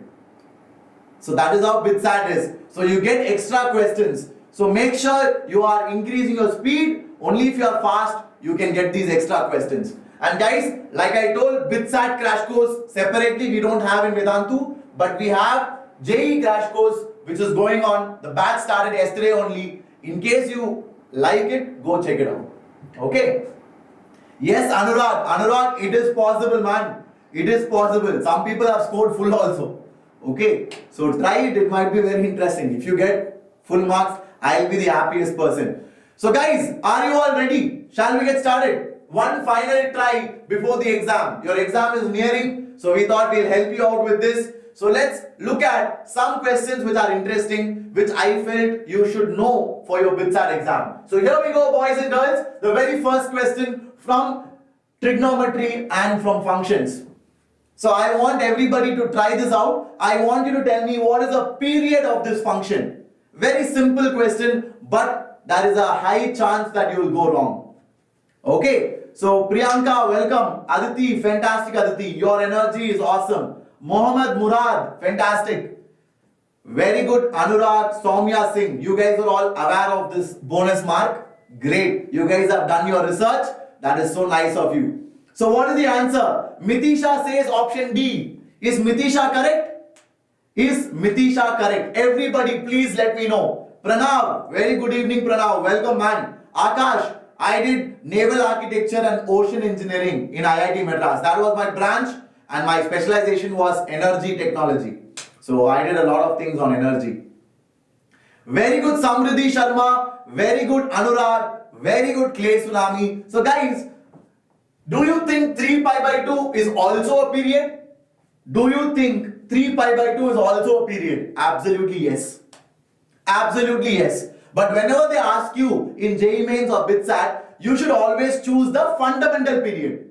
Fundamental period means the lowest value for which the function repeats itself. So what is the lowest value? The lowest value is pi by 2. But sir, how do I solve it, sir? Explain that. No, that is more important. But I will tell you step-by-step procedure. Please listen to me carefully. Are you all ready? Are you all excited to understand it? So let's get started. So first of all guys, what is the period of sin x? Everybody tell me in the chat. What is the period of sin x? Everybody go for it. Very good Pooja. Very good Sujata Reddy. Fantastic. So the period of sin x, my dear boys and girls, is not pi. Mitisha, it is 2 pi. Very good Pooja. It is 2 pi. And the period of cos x is also 2 pi. Now, my dear boys and girls, if I take modulus of sin x, the period will become half of that. Whenever we take modulus of sin x, the period becomes half of the original period. Is that correct? So mod sin x period will be pi and mod cos x period will also be pi. So this period is pi, this period is pi, and whenever I am adding something, the period common will be the LCM of these two. Sir, the LCM of pi and pi is pi only, no sir. Then the answer should be pi, no sir. Why did you say pi by 2? The answer is pi by 2 because these two are complementary functions. So because of that, again it will be divided by 2 and that will be the answer. Beautiful. Did you guys like that? So because these two are complementary function, sin and cos are called as complementary functions, right? So that reason made it become a periodic function with fundamental period as pi by 2. Did you all like that? Are you all clear with it? So from now on, I want everybody to be aware of this fact. You cannot make a mistake. Till here, everybody is cool with it. Can you all give me a thumbs up? Can you all give me a yo so that we can move forward? And people, I want you to let your friends know that we are starting with the maths part. Everybody, because the more, the merrier. Okay, so whenever you guys are energetic in the chat, I get a lot of energy and I will give you my complete full effort to explain it and make sure everybody understands. So please help me out people. Nawang, brilliant Nawang. When is BITS exam? So guys, you will have to check online. You will be notified soon. I think it will be either in this month end or the next month. So please watch out for it. So shall we move forward? Let's get going people. I have attached the solutions as well so that you can download the PDF after the class and go through it. Now, the next question from definite integration. So how do I solve this question? Everybody think about it, solve it, then we will go forward. I want all of you to think about it. Come on, people. Everybody. Naveen, please try it out. Very good. So, Harsh Agrawal is met of same difficulty as BITSAT. So, BITSAT is easier than JEE Mains, but Harsh Agrawal, it is a bit speed-based exam. So, BITSAT is a speed-based exam. That is why the questions are easy. So, I am not very sure about MET. So, I cannot comment on it. Okay. But BITSAT, it is a speed-based exam. You have to be very fast. Got it? King's rule. And Shaurya says Wally's theorem. Shaurya, Wally's theorem is only for 0 to pi by 2, my dear. And only if sine power something, cos power something is there. But Shaurya, you have e to the power x, na? So you cannot use Wally's theorem. Please don't say that. Okay. Shaurya, I would say revise Wally's theorem. Because Wally's theorem is only used when you have sine power mx into cos power nx. So that is the format for Wally's theorem from 0 to pi by 2. Are you clear with it? Don't make that mistake again. Very good. Clay's Tsunami. Clay's Tsunami, you are epic. You are absolutely awesome. Okay. Yes. Very good. So Nefili Bata is saying the exam is on July or August. So guys, these are all mock tests to help you prepare. Weekly one day we'll conduct mock tests so that you are in the preparatory phase. Got it? So that you don't lose track. That is why we are helping you. And you guys are absolutely right. King's rule it is. King's rule. What is King's rule? King's rule says that integral a to b f of x dx is equal to, I would say, integral a to b f of a plus b minus x dx. Did you all know this? You studied this even in NCRT. Even in NCRT this is there. And yes, Rajam Pata Karthik, you are also right, Karthik. You have to use even and odd function also. Very good, Karthik. You are correct. I give it to you. Okay, so now let's get started, people. What do we have? We have I is equal to integral minus pi by 2 to pi by 2. And I have cos x by 1 plus e power x. Everybody cool with it? Now, I'm going to put King's rule. So, King's rule says what? The same integral is also equal to same limits, but I will put a plus b minus x. So, a plus b is under. A plus b is under. Why? Minus pi by 2 plus pi by 2 is 0. So, it will become f of x is equal to f of minus x with the same integral. So, I'll put f of minus x. So, that will be cos of minus x. Cos of minus x is cos x. Dx will be dx only by 1 plus e power minus x. E power minus x will be what? 1 by e power x. So let's take LCM. If I take LCM, it will become e power x cos x by 1 plus e power x dx from the same integral minus pi by 2 to pi by 2. Are you all clear with it? Till here, did you guys enjoy it? Very good, Karthik. Very good. You are amazing. Absolutely correct. Mitisha, very good, Mitisha. You are awesome. You guys are awesome. Aditi is also correct. Fantastic, Aditi. Smith is also right. You guys are legendary, man. You guys are very smart. So now, shall we add both of them? Okay, that is the procedure, na? So what is I plus I, my dear students? I plus I is 2I. So 2I is equal to, I have integral minus pi by 2 to pi by 2. So when I add both of them, what will happen? Can you guys tell me? Can you guys tell me? Martian, very good, Martian. Fantastic. Very good. Lakshmi, fantastic. PE Creations, you guys are awesome. Samriddhi is also right. So when I add them, I will just get cos x. How many of you understood this? I will just get cos x. Did you guys love this? How many of you loved it? I will just get cos x. Did you guys understand that? Because cos x and cos x I take common. Denominator is the same. So I can add both of them. So if I take cos x common, I will get 1 plus e power x by 1 plus e power x. Very good, Martian. So now that is my answer. So can you guys finish it off? Most of you have answered it and most of you got it correct. So people, 2i is equal to, what is integral of cos x? Integral of cos x is sin x. From what? Minus pi by 2 to pi by 2. So that is going to be what? Sin pi by 2 is 1. Minus of sin minus pi by 2 is minus 1. So 2i is equal to 2. So I is equal to 1. That's it. So this, you should solve it in 1.5 minutes. I know it's an easy question. You guys are all absolutely right. but you should solve it very fast. That is why it makes it a difficult exam. So BITSAT is not tough questions. It is just speed-based exam. Okay. Hello Jagadish. Welcome Jagadish. Very nice to see you here. So people, let's get going. Let's fatafat move to the third question. The solutions are all attached over here. You guys can go through it whenever you're free. Okay. I will give you the PDF in the Telegram group. You can go through these questions. They'll help you a lot. Okay.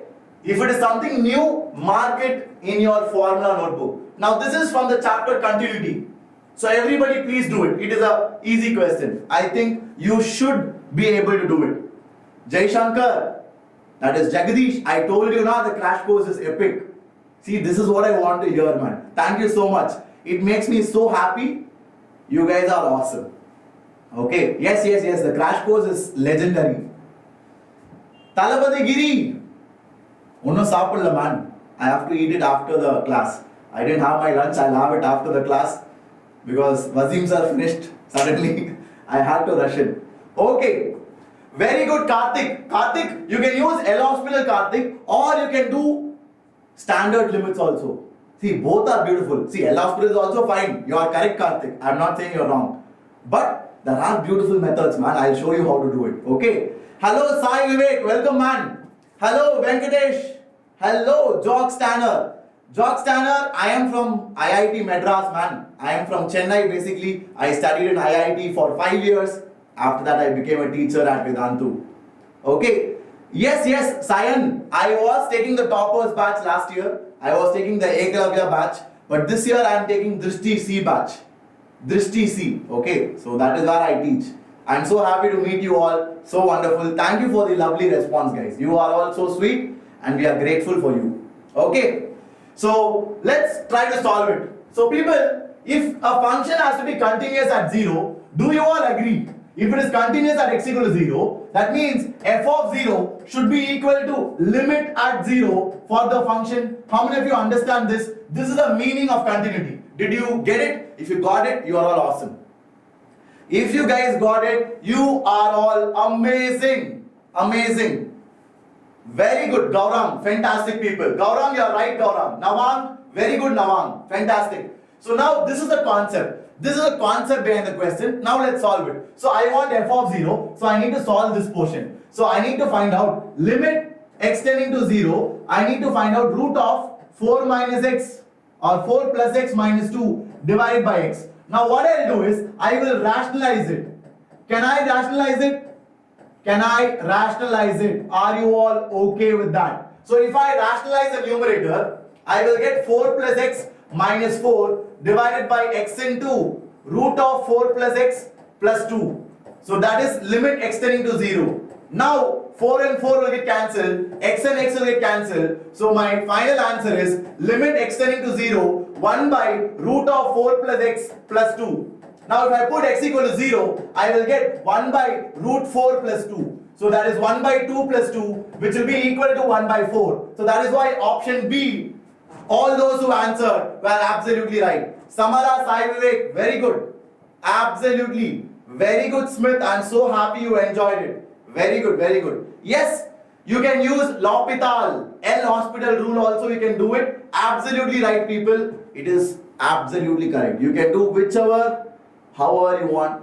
But reaching the answer is very important with the fastest method. Okay. So shall we move forward? Are you all ready? Great. So people, with that, let's proceed to the next question. I have plenty of wonderful questions to discuss with all of you. Now this is from the chapter Determinants. So something very interesting I'm going to show you here. How to use the properties of determinants in a beautiful manner. I want all of you to try it out, people. Come on guys. Give it your fullest effort. Give it your 100%. Fantastic. So shall I get maximum participation from everybody? Please do that, boys and girls. That would mean a lot to all of us. That would mean a lot to all of us. Please do it, everyone. Very good, very good. Any idea, people? How do you do it? So firstly, what you can do is, you can try to add row 1 as row 1 plus row 2. So when you do that, what happens? Can you guys check it out? So when you add row 1 as rho 1 plus rho 2, I will get what? 1 plus sine square theta plus cos square theta. So 1 plus sine square theta plus cos square theta will become 2. And this will become what? Sine square theta plus 1 plus cos square theta again will become 2. This will become sine square theta plus cos square theta, which will be 1. So now I will be left out with rho 2 the same thing. Rho 2 will be the same thing. And rho 3 also will be the same thing. I will now leave it to you guys. Now from here I think you all can solve it. Please try it out, my dear boys and girls. Please try it out, my dear boys and girls. I want all of you to give it a try. Come on. Fantastic. Very good. Talapati Giri. Fantastic. Chinmay Gupta. Fantastic, Chinmay. We will check it.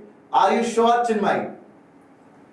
Karthik, why do you want to take the trace? Trace is not needed, na? We want the value of sine 4 theta. So that you have to check how can I bring it. Very good. Samriddhi. Fantastic, Samriddhi. We can do that as well. We can do that as well. So guys, can you do C1 is C1 minus C2? So if I do that, 2 minus 2 will be 0. Cos square theta minus 1 minus cos square theta will be minus 1. And 4 sine 4 theta minus 4 sine 4 theta will also become 0. Are you all clear? And I'll also write C3 as C3 minus C2. So column 3 also, I'll do column 3 minus column 2. So 1 minus 2 will be minus 1. Cos square theta minus 1 minus cos square theta will be minus 1 again. Then you'll have 1 plus 4 sine theta minus 4 sine 4 theta. So that will be again 1. So now it became easy. I've got 2 zeros. Whichever row or whichever column has 2 zeros, try to open it with respect to that. Try to open it with respect to that. Are you all clear? So Srinivasan, Spree Srinivasan, you cannot do that because if you are telling theta is 0, then you are already telling the answer. If you assume theta is 0, sine 4 theta will be 0, but 0 is not there in any one of the options. So you cannot do that. That is wrong. Please don't do that. That is not a correct method. Now open it, people. Just open it and get the answer. Let's finish it off. So if I open it with respect to column 1, what will I get? Any idea? If I open it with respect to column 1, it will be minus of minus 1 into, I'll have what? 2 into 1. Then you'll have 4 sine theta into minus 1. So minus of minus 4 sine 4 theta. Now this should be 0 because the value of determinant is 0. That's it. Now solve it and get the answer. Now everybody got it? Comment down the answers, people. So 2 plus sine 4 theta is equal to 0. So I'll have sine 4 theta is equal to minus 2 by 4, which is equal to minus 1 by 2. So option C is my right answer. Did you get it? Very good, Lakshmi. Very good, Gaurang. Very good, Samruddhi. Smith, Aditi, Clay Tsunami, you are right. Very good, Srinivasan. Anita, fantastic, Anita. Smith is also right.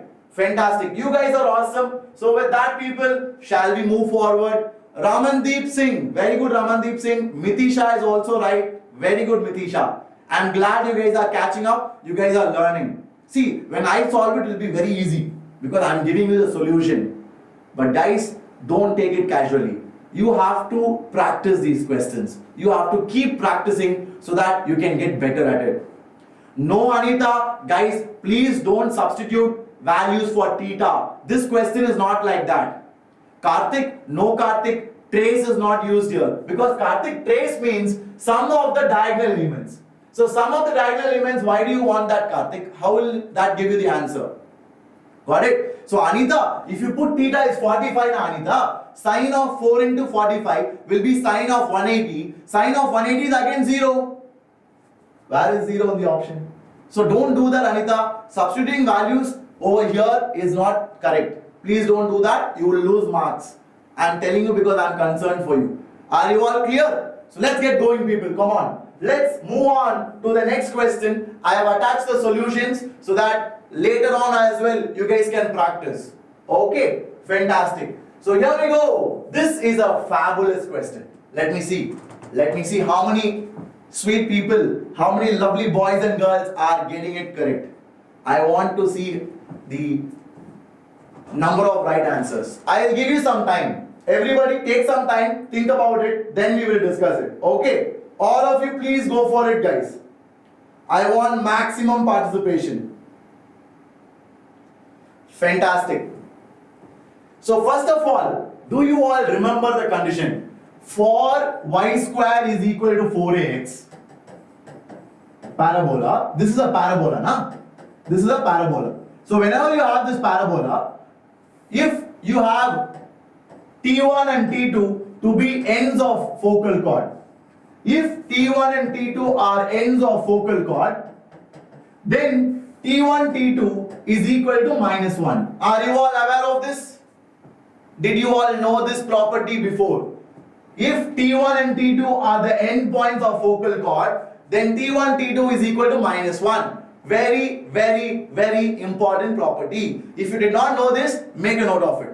Okay. Now guys, can I say x1 is equal to at1 square, y1 is equal to 2at1, x2 is equal to at2 square, and y2 is equal to 2at2. So now what is x1, x2? x1, x2 is a square t1, t2 whole square, and y1, y2 is equal to y1, y2 will be 2at1 into 2at2, which will be 4a square t1, t2. Now t1, t2 is -1 because they are the ends of a focal chord. So t1, t2 is -1. So a square into -1 square, a square into -1 square plus 4a square into -1.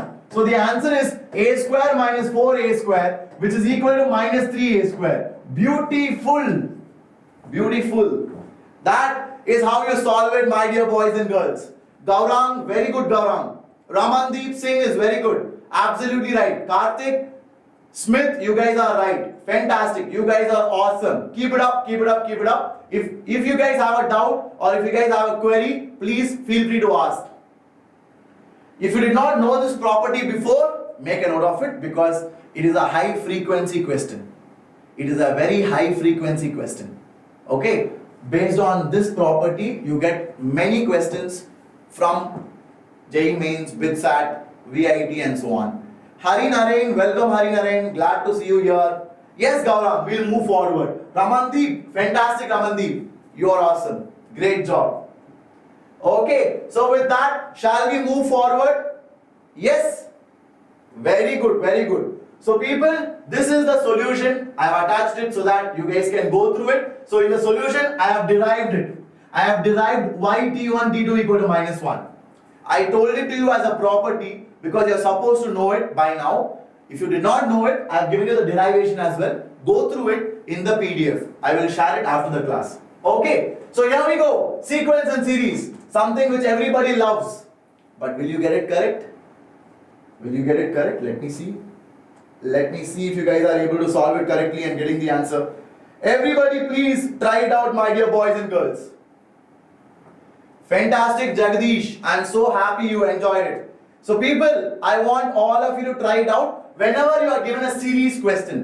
So this is called as a series question. Whenever you are asked a series question, the first thing you have to do is get the nth term. Get the nth term. Okay. So Gaurang, are you sure Gaurang? Because that is not correct. That is not correct. Substitution? Yes. Yes, yes, yes. Stanner, you are right, man. You can substitute and get the answer. You are right. I will give it to you. Just substitute n equal to 3 and then solve it. Yes, Stanner, you are right. You can substitute. Yes, Karthik, very good Karthik, you are correct. So guys, here our jugaad will work. What is our jugaad? Our jugaad is putting n equal to 3. So put n equal to 3. 3 means first 3 terms. So what is the sum? 1 plus 4 plus 13, right? So 1 plus 4 plus 13 is 18. So if you put n equal to 3, which option will give you 18? Check that. So only I think C option will give you 18. Only this should give you 18. Got it? So that is why C is correct. This is how you do it. Guys, don't put n equal to 1. Because if you put n equal to 1, maybe 2 or 3 options will give you same answer. You don't know. If you get only one option correct, then very good, very happy. The question paper did not give you much of a challenge. But better to be on the safer side, put n equal to 3 or n equal to 2 and then get your answer. Okay, so this is a jugaad which students do. which I also used to do when I was a student, okay? Because we want to be fast, na? But the actual method, let me teach you, because you are all students of Vedantu, you have to know the right method. Okay, so first of all, always in these questions, write the general term. What is the general term? The general term is 1 plus 3 to the power 1 plus 3 to the power 2 till 3 to the power r. Is that correct, people? Do you all agree? Because you take the third term, okay, it is 3 to the power r minus 1. So you take the third term, you have 1 plus 3 to the power 1 plus 3 to the power 2. So the power goes up to n minus 1, isn't it? So third term means 3 to the power 3 minus 1. Are you all clear? So like that, you write the general term first. How many of you understood the general term? How many of you understood the general term? If you understood it, give me a thumbs up. Only then I will move forward. Only then I can move forward. Very good, Karthik. Very good, Aditi. Very good people. You guys are awesome. Because general term is everything. Once I write the general term, then it becomes easy. Now, simplify the general term. So now guys, this is a geometric progression. Geometric progression, how do you sum it up? It is nothing but a into r to the power n minus 1 divided by what? R to the power n. How many terms are there? R terms are there, no? So r to the r common ratio is 3. So 3 to the power r minus 1 by 3 minus 1. So the general term is 3 to the power r minus 1 by 2. Are you all clear? Why 3 to the power r? Let's check it. What is term 2? Term 2 is 3 square minus 1 by 2, which is 4. Am I getting 4? Very good. Perfect. It is absolutely right. So this is a simplification of the general term. This is the simplification of the general term. Now I have to sum it up. This is not the answer. This is just the general r of the term in a simplified manner. You put r equal to 1, you will get 1. You put r equal to 2, you will get 4. You put r equal to 3, you will get 13. You check it. You check it. R equal to 3 you put. 3 to the power 3, 27. 27 minus 1, 26. 26 by 2, 13. Perfect. I'm getting 13. 9 plus 3 plus 1. So this is the general term. Now what I should do is, I should sum the general term from r equal to 1 to r equal to n. Because we want sum of n terms. Isn't that right? So it's going to be what? Summation 3 to the power r minus 1 by 2 from r equal to 1 to n. That is what you need to do, and that will give you the answer. Are you all clear, guys? Everybody? So that is how you do it, my dear boys and girls. So let's see the way forward. Shall we move forward? Yes, Gayatri. Gayatri, I will answer all your personal questions towards the end. I want to spend 5 to 10 minutes talking with all of you, getting to know you. Okay? So Gayatri, please wait. I will share my personal experience because I also wrote BITSAT back in 2013. So I wrote BITSAT 8 years back. So I will tell you my experience. Please wait for some time, Gayatri. Just I have 10 more questions. Okay. So we'll finish it off. Half an hour or 40 minutes. Then I'll talk to you. Okay. No problem, Gayatri. It's fine. So people, how do we complete it? So first of all, let's split it. So I'll take it as 1 by 2 summation 3 to the power r from r equal to 1 to n. Then you have minus 1 by 2 summation from r equal to 1 to n. Okay, so that is a very easy summation. So this is what? It is equal to 1 by 2.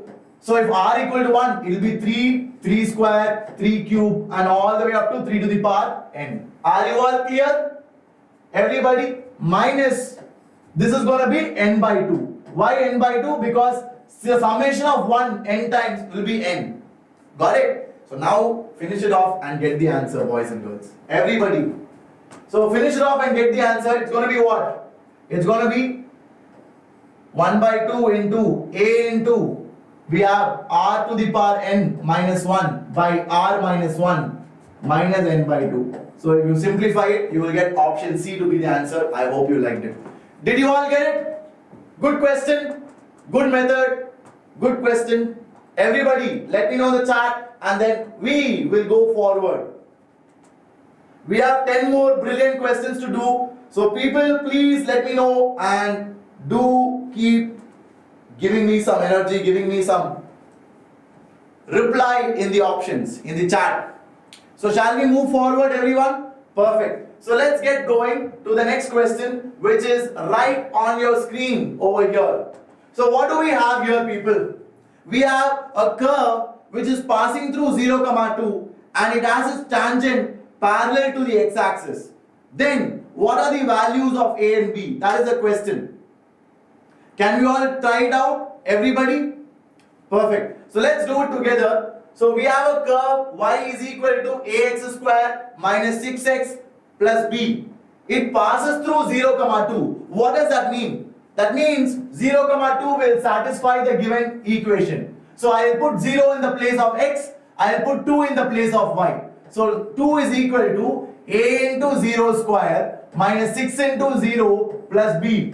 So I'll have b is equal to 2. So I got the value of b directly. Directly I got the value of b. Very good Samruddhi, very good Gaurang. Fantastic. So we'll check it. You guys have already got the answer. Fantastic people. So that is why I said BITSAT has easy questions. You just have to find them and do it faster. Very good Yogita Jaybal. Fantastic Yogita. Okay. Yes, Techaholic. Absolutely right. Now, what is the meaning of tangent parallel to x-axis? That means the slope of the curve at x equal to 3 by 2 is equal to 0. Because whenever tangents are parallel to x-axis, that means the slope of tangent is equal to 0. What is slope of tangent? Slope of tangent is dy by dx at the point x equal to 3 by 2 is equal to 0. What is dy by dx? It is nothing but 2ax minus 6 is equal to 0. So we have 2a, x is what? X is 3 by 2 minus 6 is equal to 0. So I will get a is equal to 2. So I got a equal to 2. I got b equal to 2. So option C is the right answer. You guys were right. Shall we go forward? Yes, Gaurang. These are really BITSAT level questions, man. So they are easy questions. But of course, when you have 150 questions, it becomes difficult because you have to be fast. Huh? Your speed will come into picture. So this is the next one. Everybody try it. This is also a good question from inverse trigonometric function. Okay. So everybody please give it a try and maybe let's see how many of you are getting it correct. I want every single person to participate, guys. Give me your fullest participation. So Aditi, that's a very quick answer. Aditi says option C. Are you sure, Aditi? Are you sure? I know Pakka option A is wrong. I know Pakka option A is wrong. Why is option A wrong? Option A is wrong because 4 by 3 will be greater than 1. So that's a very dumb option. Very bad option. Okay, so A is wrong. Everybody says B. Yes, guys, B is correct. Very good. B is correct. See, that is why you should know the values. So if you put x equal to 5, sine inverse of 3 by 5 is how much? Sine inverse of 3 by 5 is nothing but 37 degrees. And sine inverse of 4 by 5 is 53 degrees. So 37 plus 53 is 90 degree, which is satisfying. So if you knew the value of it, directly you could have told it. Directly you could have told it.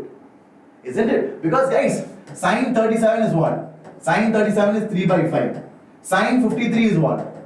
Is equal to 4 by 5. These are some common values which some people know. Not everybody know. Some people make an effort to learn it. So if you knew it, directly you could have told it. Okay? But otherwise, how do I solve it, sir? I will explain it. Listen carefully. So can I say sine inverse of 3 by x is equal to pi by 2 minus sine inverse of 4 by x? Are you all okay with it? Sine inverse of 3 by x is equal to pi by 2 minus sine inverse of 4 by x. Now, yes, Karthik, I will explain it, Karthik. Now, pi by 2 minus sine inverse of 4 by x, Karthik, I can write as cos inverse of 4 by x. So I get sine inverse of 3 by x is equal to cos inverse of 4 by x. Now, let's take this. This cos inverse 4 by x is nothing but some angle. Every trigonometric function is nothing but an angle. So let's take it as theta. So now cos theta is equal to 4 by x. So let's draw a triangle. So let's say this is theta. Cos theta is base by hypotenuse. Base by hypotenuse. So this is cos theta. So this will be what? This will be root of x square minus 16. So the same theta I can write it as sine inverse of root of x square minus 16. by x. Do you all agree? So sine inverse of 3 by x is equal to sine inverse of root of x square minus 16 by x. Are you all clear? Absolutely. Everybody? Yes, Techaholic, usually you can, but I don't know whether this year they'll allow it. Okay, this year it is not sure, so you have to wait and see. Okay, are you all clear? Perfect. So now the finishing touch. What is the finishing touch? So sine inverse of 3 by x is equal to sine inverse of root of x square minus 16 by x. So now remove sine inverse, so you will get 3 by x is equal to root of x square minus 16 by x. Now guys, x cannot be 0, so I can cancel it off. So I have 3 is equal to root of x square minus 16. Now square it. So you'll get 9 is equal to x square minus 16. So you'll get x square is equal to 25. So you'll get x is equal to plus or minus 5. So the answer is x equal to plus 5 only. Sir, why minus 5 is it wrong, sir? Yes, minus 5 is wrong. Because if you put sine inverse of minus 3 by 5 plus sine inverse of minus 4 by 5, it will be a negative value. This negative value cannot be equal to pi by 2. So please understand that. Only one of them is correct. Plus 5 is only correct. Sir, why sir? Correctly only we solved. No. Then why are we getting one wrong answer? Because we squared. We squared. Whenever you square, you introduce extraneous roots. You introduce extra roots. That is why you need to take care of it. Whatever you get in the end, don't blindly put that as the answer. Wait patiently and then decide. Okay, are you all clear with it, guys? Everybody? So shall I move forward? I hope you enjoyed it, because guys, this question I taught you a lot of concepts as well. So it is not just about solving it correctly, but also understanding the underlying principle, underlying concept, so that you don't repeat these mistakes again. Okay, so people, with that, let's get going forward to the next question. This one, the solutions, like I always say, I have attached it. You guys can go through it later on. And like I said, Vedantu has the crash course. If you're interested, check it out later on. We have test series also as part of it. Okay, so this you guys can check it out later. Now, moving on to the next question. Please try to do it, guys. Everybody. Yes, Clay Sulami, I think people got tired. Come on, people. Let your friends know, man. The number of people watching are, reducing. Finally, I'll be talking to myself, I feel. Yes. Let your friends know, guys. Come on. Like I told, the best help you can do for us is to bring students and give us a lot of energy. Okay, so this is a linear differential equation. I want all of you to try it out. So I want everybody to try this out. It is from the topic differential equation, and it is going to use the principle of LDE. LDE is nothing but linear differential equation. Okay, please do it, guys, all of you. So Samriddhi says option D. Okay, we'll check it. Very good, very good. Aditi also says option D. So guys, whenever you have a linear differential equation, it will be of the format dy by dx plus p times of y is equal to q. So I need to first find out the integrating factor, which is e to the power integral p dx. Integral p dx. So what will that be? I take denominator as t, so numerator will become dt. So it will become e to the power integral dt by t, which will become e to the power ln t, which will be just a t. So what is t? T is nothing but 1 plus x cube. 1 plus x cube. So I took 1 plus x cube as t. So if I differentiate it, I'll get 3x squared dx is equal to dt. Are you all clear till here? Till here, are you all clear? Okay. Hello. Welcome guys. Ajita Singh, please watch it in 720 pixel. I think that is why it is getting blurred. Watch it in 720 pixel, it will be fine. Very good, Samriddhi. Samriddhi, you are absolutely right. So people, I have done one step. Are you all clear with it? So one step I have done, which is to find the integrating factor. What is the integrating factor? It is nothing but e to the power integral p dx. So p is nothing but this coefficient of y, sort of like that. Whatever is in front of y. which is 3x square by 1 plus x cube. I took 1 plus x cube as t. So that means 3x square dx will become dt. I integrated it and I got it. Now, after I find integrating factor, I will multiply both LHS and RHS with that 1 plus x cube.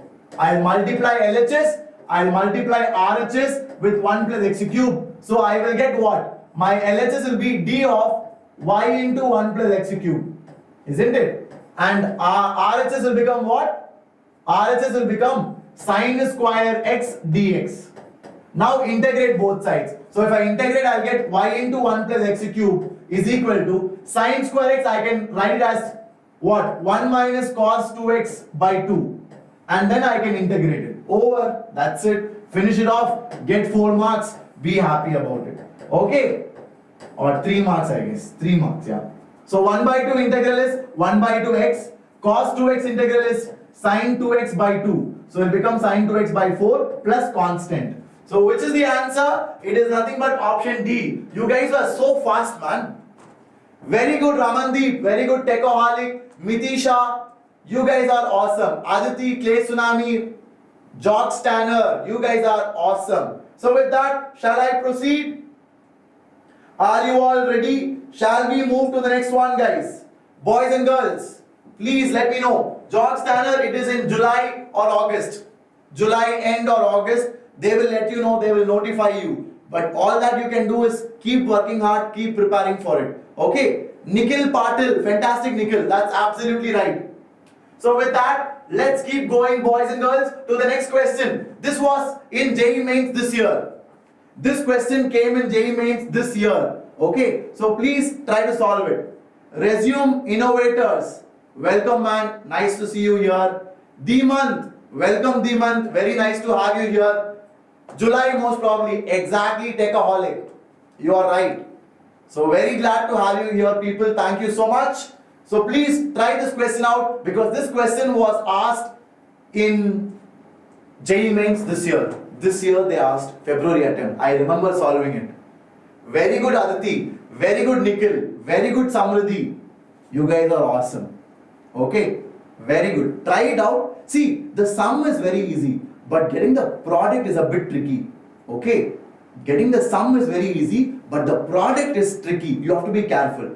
Very good, Dimant. Very good, Mantan.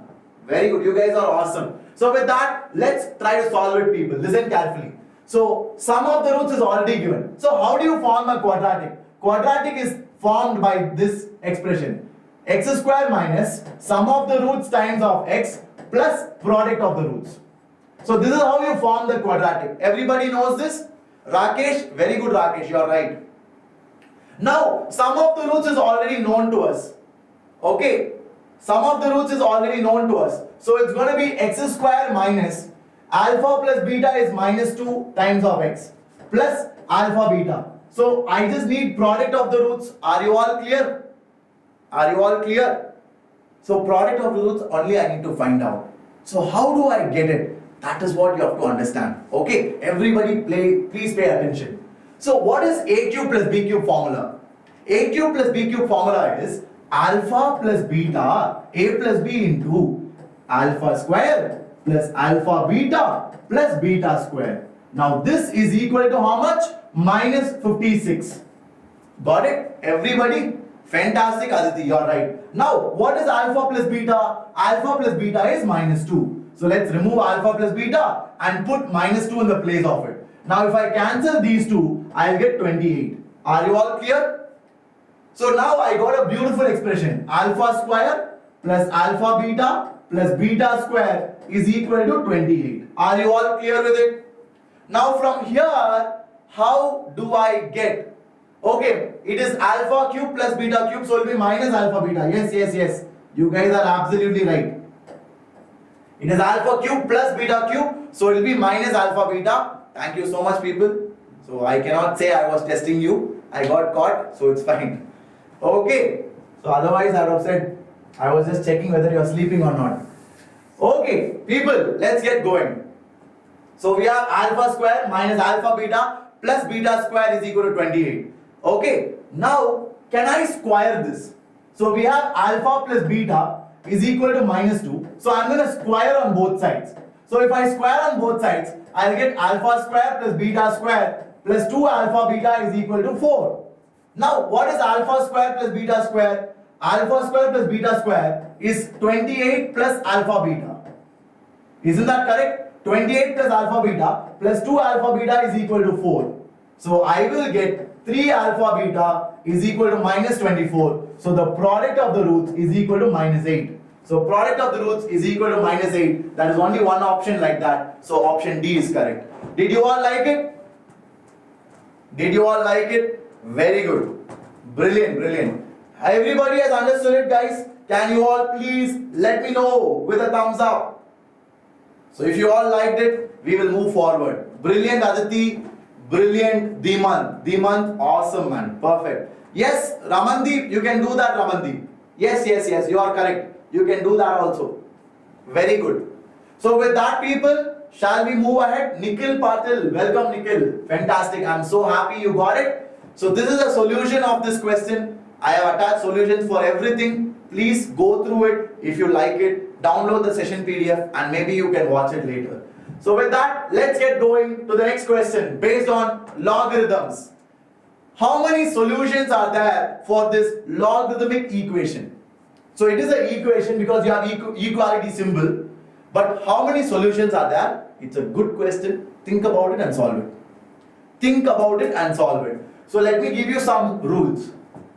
Okay. So if you have log of b to the base a to the power n, you can write it as 1 by n log of b to the base a. So this property you guys can use. This property you guys can use. Manthan, are you sure, Manthan? Check it. I told you it's a good question, man. Think about it. Very good, Aditi. Very good, Samriddhi. Very good, Gaurang. Dimant, it is not 2 Dimant, it is 1. Check it, check it. One of the two solutions, Dimant, will not satisfy. That is why I told you now it's a trap question. It is a trap question. Why is it a trap question? Because out of the two answers that you get, one of them will not satisfy the domain of logarithm. What is the domain of logarithm? The domain of logarithm is whatever is inside the log must be positive. Otherwise, log is not defined. So that will be a problem. Okay, I will solve it for you. Listen carefully. So now, guys, the left hand side, I will write it as 4 2 to the power 2. This 4 I am writing as 2 to the power 2. Then we have x minus 1 is equal to what do we have? We have log to the base 2 x minus 3. Now, whenever we have power in the base, the power will come outside. Whenever we have power in the base, the power will come outside as reciprocal, 1 by 2. So now this 2 I will take to the other side. So it will become log to the base 2 x minus 1 is equal to 2 log 2 x minus 3. Now this 2, I am going to take it to the power over here. So I will remove this. So now log 2 I can cancel. So I will get x minus 1 is equal to x minus 3 whole square. So now open it, you will get x square plus 9 minus 6x minus x plus 1 equal to 0. So I'll have x square minus 7x plus 8 is equal to 0. Is that right, people? Plus 10, no? I'm sorry, plus 10. So I'll get x equal to 5 or x equal to 2. So x equal to 2 will not satisfy the domain because x minus 3 should be positive. That means x should be greater than 3. So the domain is x should be greater than 3. So 2 cannot be an answer. So only 5 will be a solution. Therefore only one solution. Beautiful. Did you like it? Very good, very good, very good. Absolutely correct. Kriti, fantastic. I will teach you organic chemistry. Yes, sure. I will do it. All that I know is organic chemistry has carbon, nitrogen, oxygen and hydrogen. Okay. So with that, how much ever you score, that is what I am teaching you. Fantastic. So people, with that, let's keep going forward. I hope everybody is ready. So here we go. The next question. The next question for all of you is right on your screen over here. This is from permutation and combination. All of you try to solve it. Please do it, guys. Come on. Permutation and combination. So think about it. The question looks scary, but don't get scared. it is not a very tough one. It just looks big, so don't get carried away. It just looks big, guys, don't get carried away. Please try to do it, all of you. Fantastic. Very good, Ramandeep. So happy to hear that, man. I'm glad you guys enjoyed it. Thank you for saying that. That means a lot to us teachers. Okay, so we will continue to enjoy together. I'll come up with many series so that you guys can do well in your exams. Okay. Exactly, Kriti. Just because you came, we wanted to scare you. Chikati Prasad, very good. You are right, Chikati Prasad. Samriddhi, fantastic Samriddhi. Aditi, very good. You guys are awesome.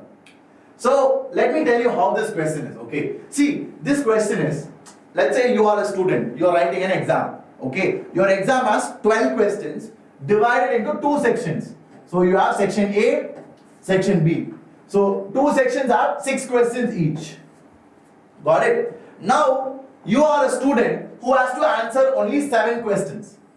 Now, how can you answer 7 questions in such a way that you don't attempt more than 5 questions? So, I can do. So, I as a student, let's say Shimon Sir is a student. Okay. So, he can attempt 5 in section A, 2 in section B, because totally it should be 7. Or I can do 4, 3, or I can do 3, 4. Is there any other possibility? Yes, 2, 5. So these are the 4 possibilities. Do you all agree? These are the 4 possibilities. Do you all agree? Exactly, Gaurang. You have to take cases and do. So Shimon, who is a student, can solve 5 in section A, 2 in section B, and so on. So 5, 2, 4, 3, 3, 4, 2, 5. So these are the 4 cases which you have to do. 1 and 6 is not allowed, Steve, because you cannot attempt more than 5 questions in a single section. Read the question. Read the question. That is why reading the question is so important. Are you getting it, Steve? You cannot, he is not allowed to attempt more than 5 questions in a single session. Got it? Very good. So now, how do I solve it? So in section A, out of 6, I need to choose 5. And in section B, out of 6, I need to choose 2. That is case 1. Or case 2, out of 6, I need to choose 4. Or, and I need to choose 3 from 6. Or case 3, 6C3, 6C4. Last case is 6C2 into 6C5. So if you add all of them, you will get 780. That's the answer. You guys can finish it off. Okay, very good, Mitisha. Very good, Gaurang. Very good. You guys are awesome. Keep it up. Born to fight. Very good, born to fight. You are absolutely right. Arsh Rana. Arsh Rana is also correct. Very good, Arsh. You are awesome. So with that, people, let's get going to the next question. I hope all of you are ready for it. Sania. Very good, Sania. You are also correct. Now this is a question based on heights and distances. Something which we all love from our 10th standard. I'm sure you guys have done a lot of these kind of questions in your 10th standard. So please try it out, people. Come on. I want all of you to participate and let me know the answer. So you have a pole. Pole means like a tower. Okay. So like a tower, you have a pole which is having a height of √3 plus 1 meter.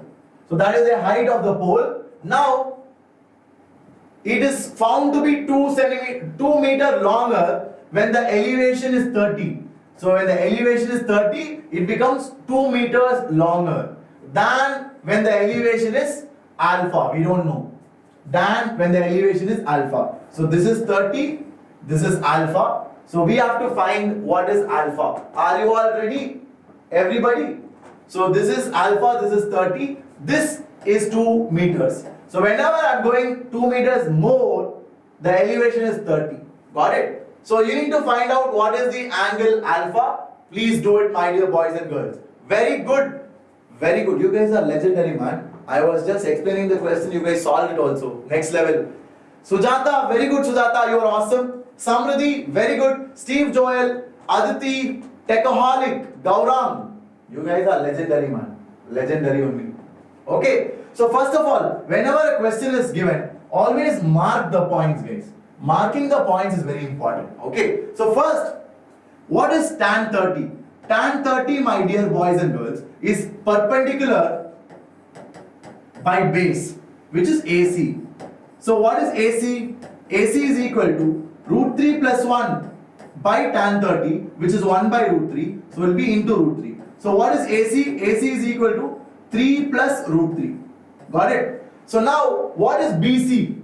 BC is equal to AC minus AB. So that is equal to 3 plus root 3 minus 2. So that is equal to 1 plus root 3. So I got BC. Now tan alpha is equal to root 3 plus 1 by BC, which is root 3 plus 1, which is equal to 1. So tan alpha is equal to 1. That means alpha is 45 degree. So that is why option C is correct. Did you all like it? Very good, Mitisha. Very good, Ash, Rana. Clay Tsunami. Very good. Born to Fight. Very good. You guys are awesome. That's absolutely correct, boys and girls. So shall we move forward? Fantastic people. So with that, let's keep moving forward to the next question. Like I said, every question of mine, the answer with the diagram will be attached. So don't worry, you can go through it again. Now this is from coordinate geometry. Coordinate geometry is also a very important portion. So I thought I should spend some time on it. This is again a good question, guys. So whenever you have two circles, when will they intersect at 2 points? So they will intersect at 2 points when the distance between the centers is greater than R2 minus R1 and it is less than R2 plus R1. So this is the condition when your circles will intersect at 2 points. How many of you know this condition? Did you know this before? R1 is the radius of first circle, R2 is the radius of second circle. Did you know this condition before? Are you all aware of it? It's a very important condition. Where do you learn this? You learn this in the topic called as number of tangents to a circle. Number of tangents to a system of circle. So that is the topic under which you will study this. Make sure you guys note it down. Okay. Very good, Ashley. Very good, Aditi. Very good, Mitisha. Ramandeep, Kriti. Fantastic. Aditi has solved it. Samriddhi is legendary, man. Today Samriddhi is on fire. So Samriddhi, you are absolutely right. I think that should be the answer. We will check it anyway. We will check it. See, Gaurang, equality should not come, Gaurang. So the answer is not D, it is C. Because Gaurang, if equality comes, Ashley, if equality comes, they will be touching. So if this equality comes, it is internally touching, Gaurang. And if that equality comes, externally touching. So whenever they are touching, Gaurang and Ashley, they have only 1 point in common. They have only 1 point in common. But what is the question asking? 2 distinct points. So option D is wrong. So equality should not come. Are you clear? Very good conceptual question, huh? Because when you are saying equality, what you are meaning to say is they are touching each other externally, internally. Got it? So you need to make sure of that. You don't repeat this mistake. Got it? So people, let's do it. What is the condition? C1, C2 is greater than R2 minus R1 and R1 plus R2. Okay, so let's do it. What is the center of this? The center of this is 5, 0. The center of this is 0, 0. Are you all clear? So now C1, C2 will be what? So C1, C2 will be 5. Now what is R1? So R2 is equal to R. Now R1 will be what? R1 will be equal to root of 5 square minus 16. So R1 is equal to 3. So are you all clear with that? So it will be what? R minus 3. And here it will be R plus 3. So take 2 inequalities. R minus 3 is less than 5. So R is less than 8. Then here you will get R plus 3 is greater than 5. So R is greater than 2. So you got 2 inequalities. Combine them. That's your answer. Did you all get it? Everybody? Can you all give me a yes? Can you all give me a yo? Fantastic. Aditi, very good Aditi. Absolutely right. Fantastic. So with that people, shall we move forward? Did you all completely grasp this question? So I have a few more questions to discuss with you. After that, I'll have a small talk with all of you. I will probably answer your doubts, your personal questions, and we'll get to know each other. Got it? So this is the answer. With that, let's keep moving forward. Let's go to the next question. Please do it. Now this is a question based on planes. So three-dimensional geometry is also important. You should not neglect it. So therefore, I have included it as well. So everybody try to grasp this, try it out, and let me know what is the answer. So whenever you have plane passing through the intersection of two planes, it is a concept of family of planes.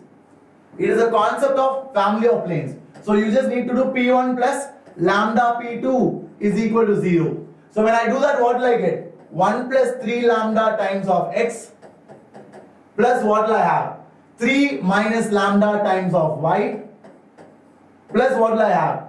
6 and z is here, right? So you'll have minus 4 lambda z. So minus of 4 lambda z. Then what will you have? You will have plus 6 is equal to 0. Is that clear, people? This is the equation of the plane. How many of you got it?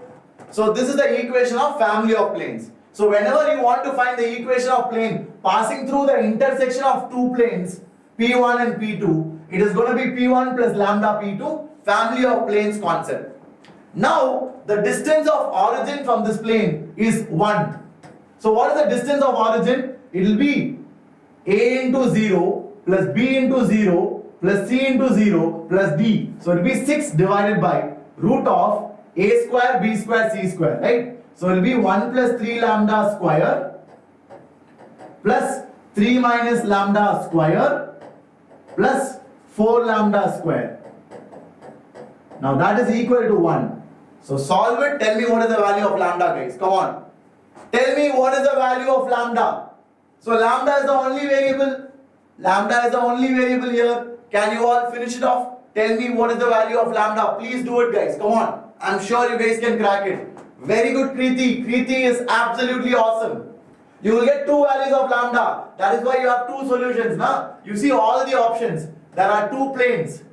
In all the options, there are 2 planes. So you will get 2 values of lambda. Find those 2 values of lambda. Very good, Samriddhi. Very good, Kriti. Very good, Aditi. You guys are right. So people, you will get lambda to be plus or minus 1 when you solve this quadratic. Just square it and solve it. Just square it and solve it, you will get it. So you will get lambda to be plus or minus 1. So put lambda as plus 1, you will get one answer. You put lambda as minus 1, you will get the other answer. So it is option B, I guess, which is the correct one. Please check it. Is it B or D? I think it should be either B or D. You guys check it and get it. Okay? Ashley says B. Very good, Ashley. Fantastic. So people, shall we move forward? Arsh Rana. Fantastic, Arsh. I'm so happy you guys are participating so actively. Legendary, guys. That is awesome. Keep it up. Very good, Aditi. Fantastic. So with that, people, let's keep going forward to the next question. Sunil. Very good, Sunil. Kriti. Very good, Kriti. Clay Tsunami. Fantastic. You guys are absolutely right. So here we go. The last question for today. I want everybody to try it out. Please give it your fullest attempt, guys. Give it your best try and let's see how many of you are able to crack it. Okay. So what do we have? Clay Tsunami says B. Okay, that question is correct. Now people, again we have a question based on continuity. Hello Venkat. Welcome Venkat. Nice to see you here. So guys, whenever you have a function continuous at x equal to 0, then the functional value should be equal to limit at that point. That is the condition you have to apply.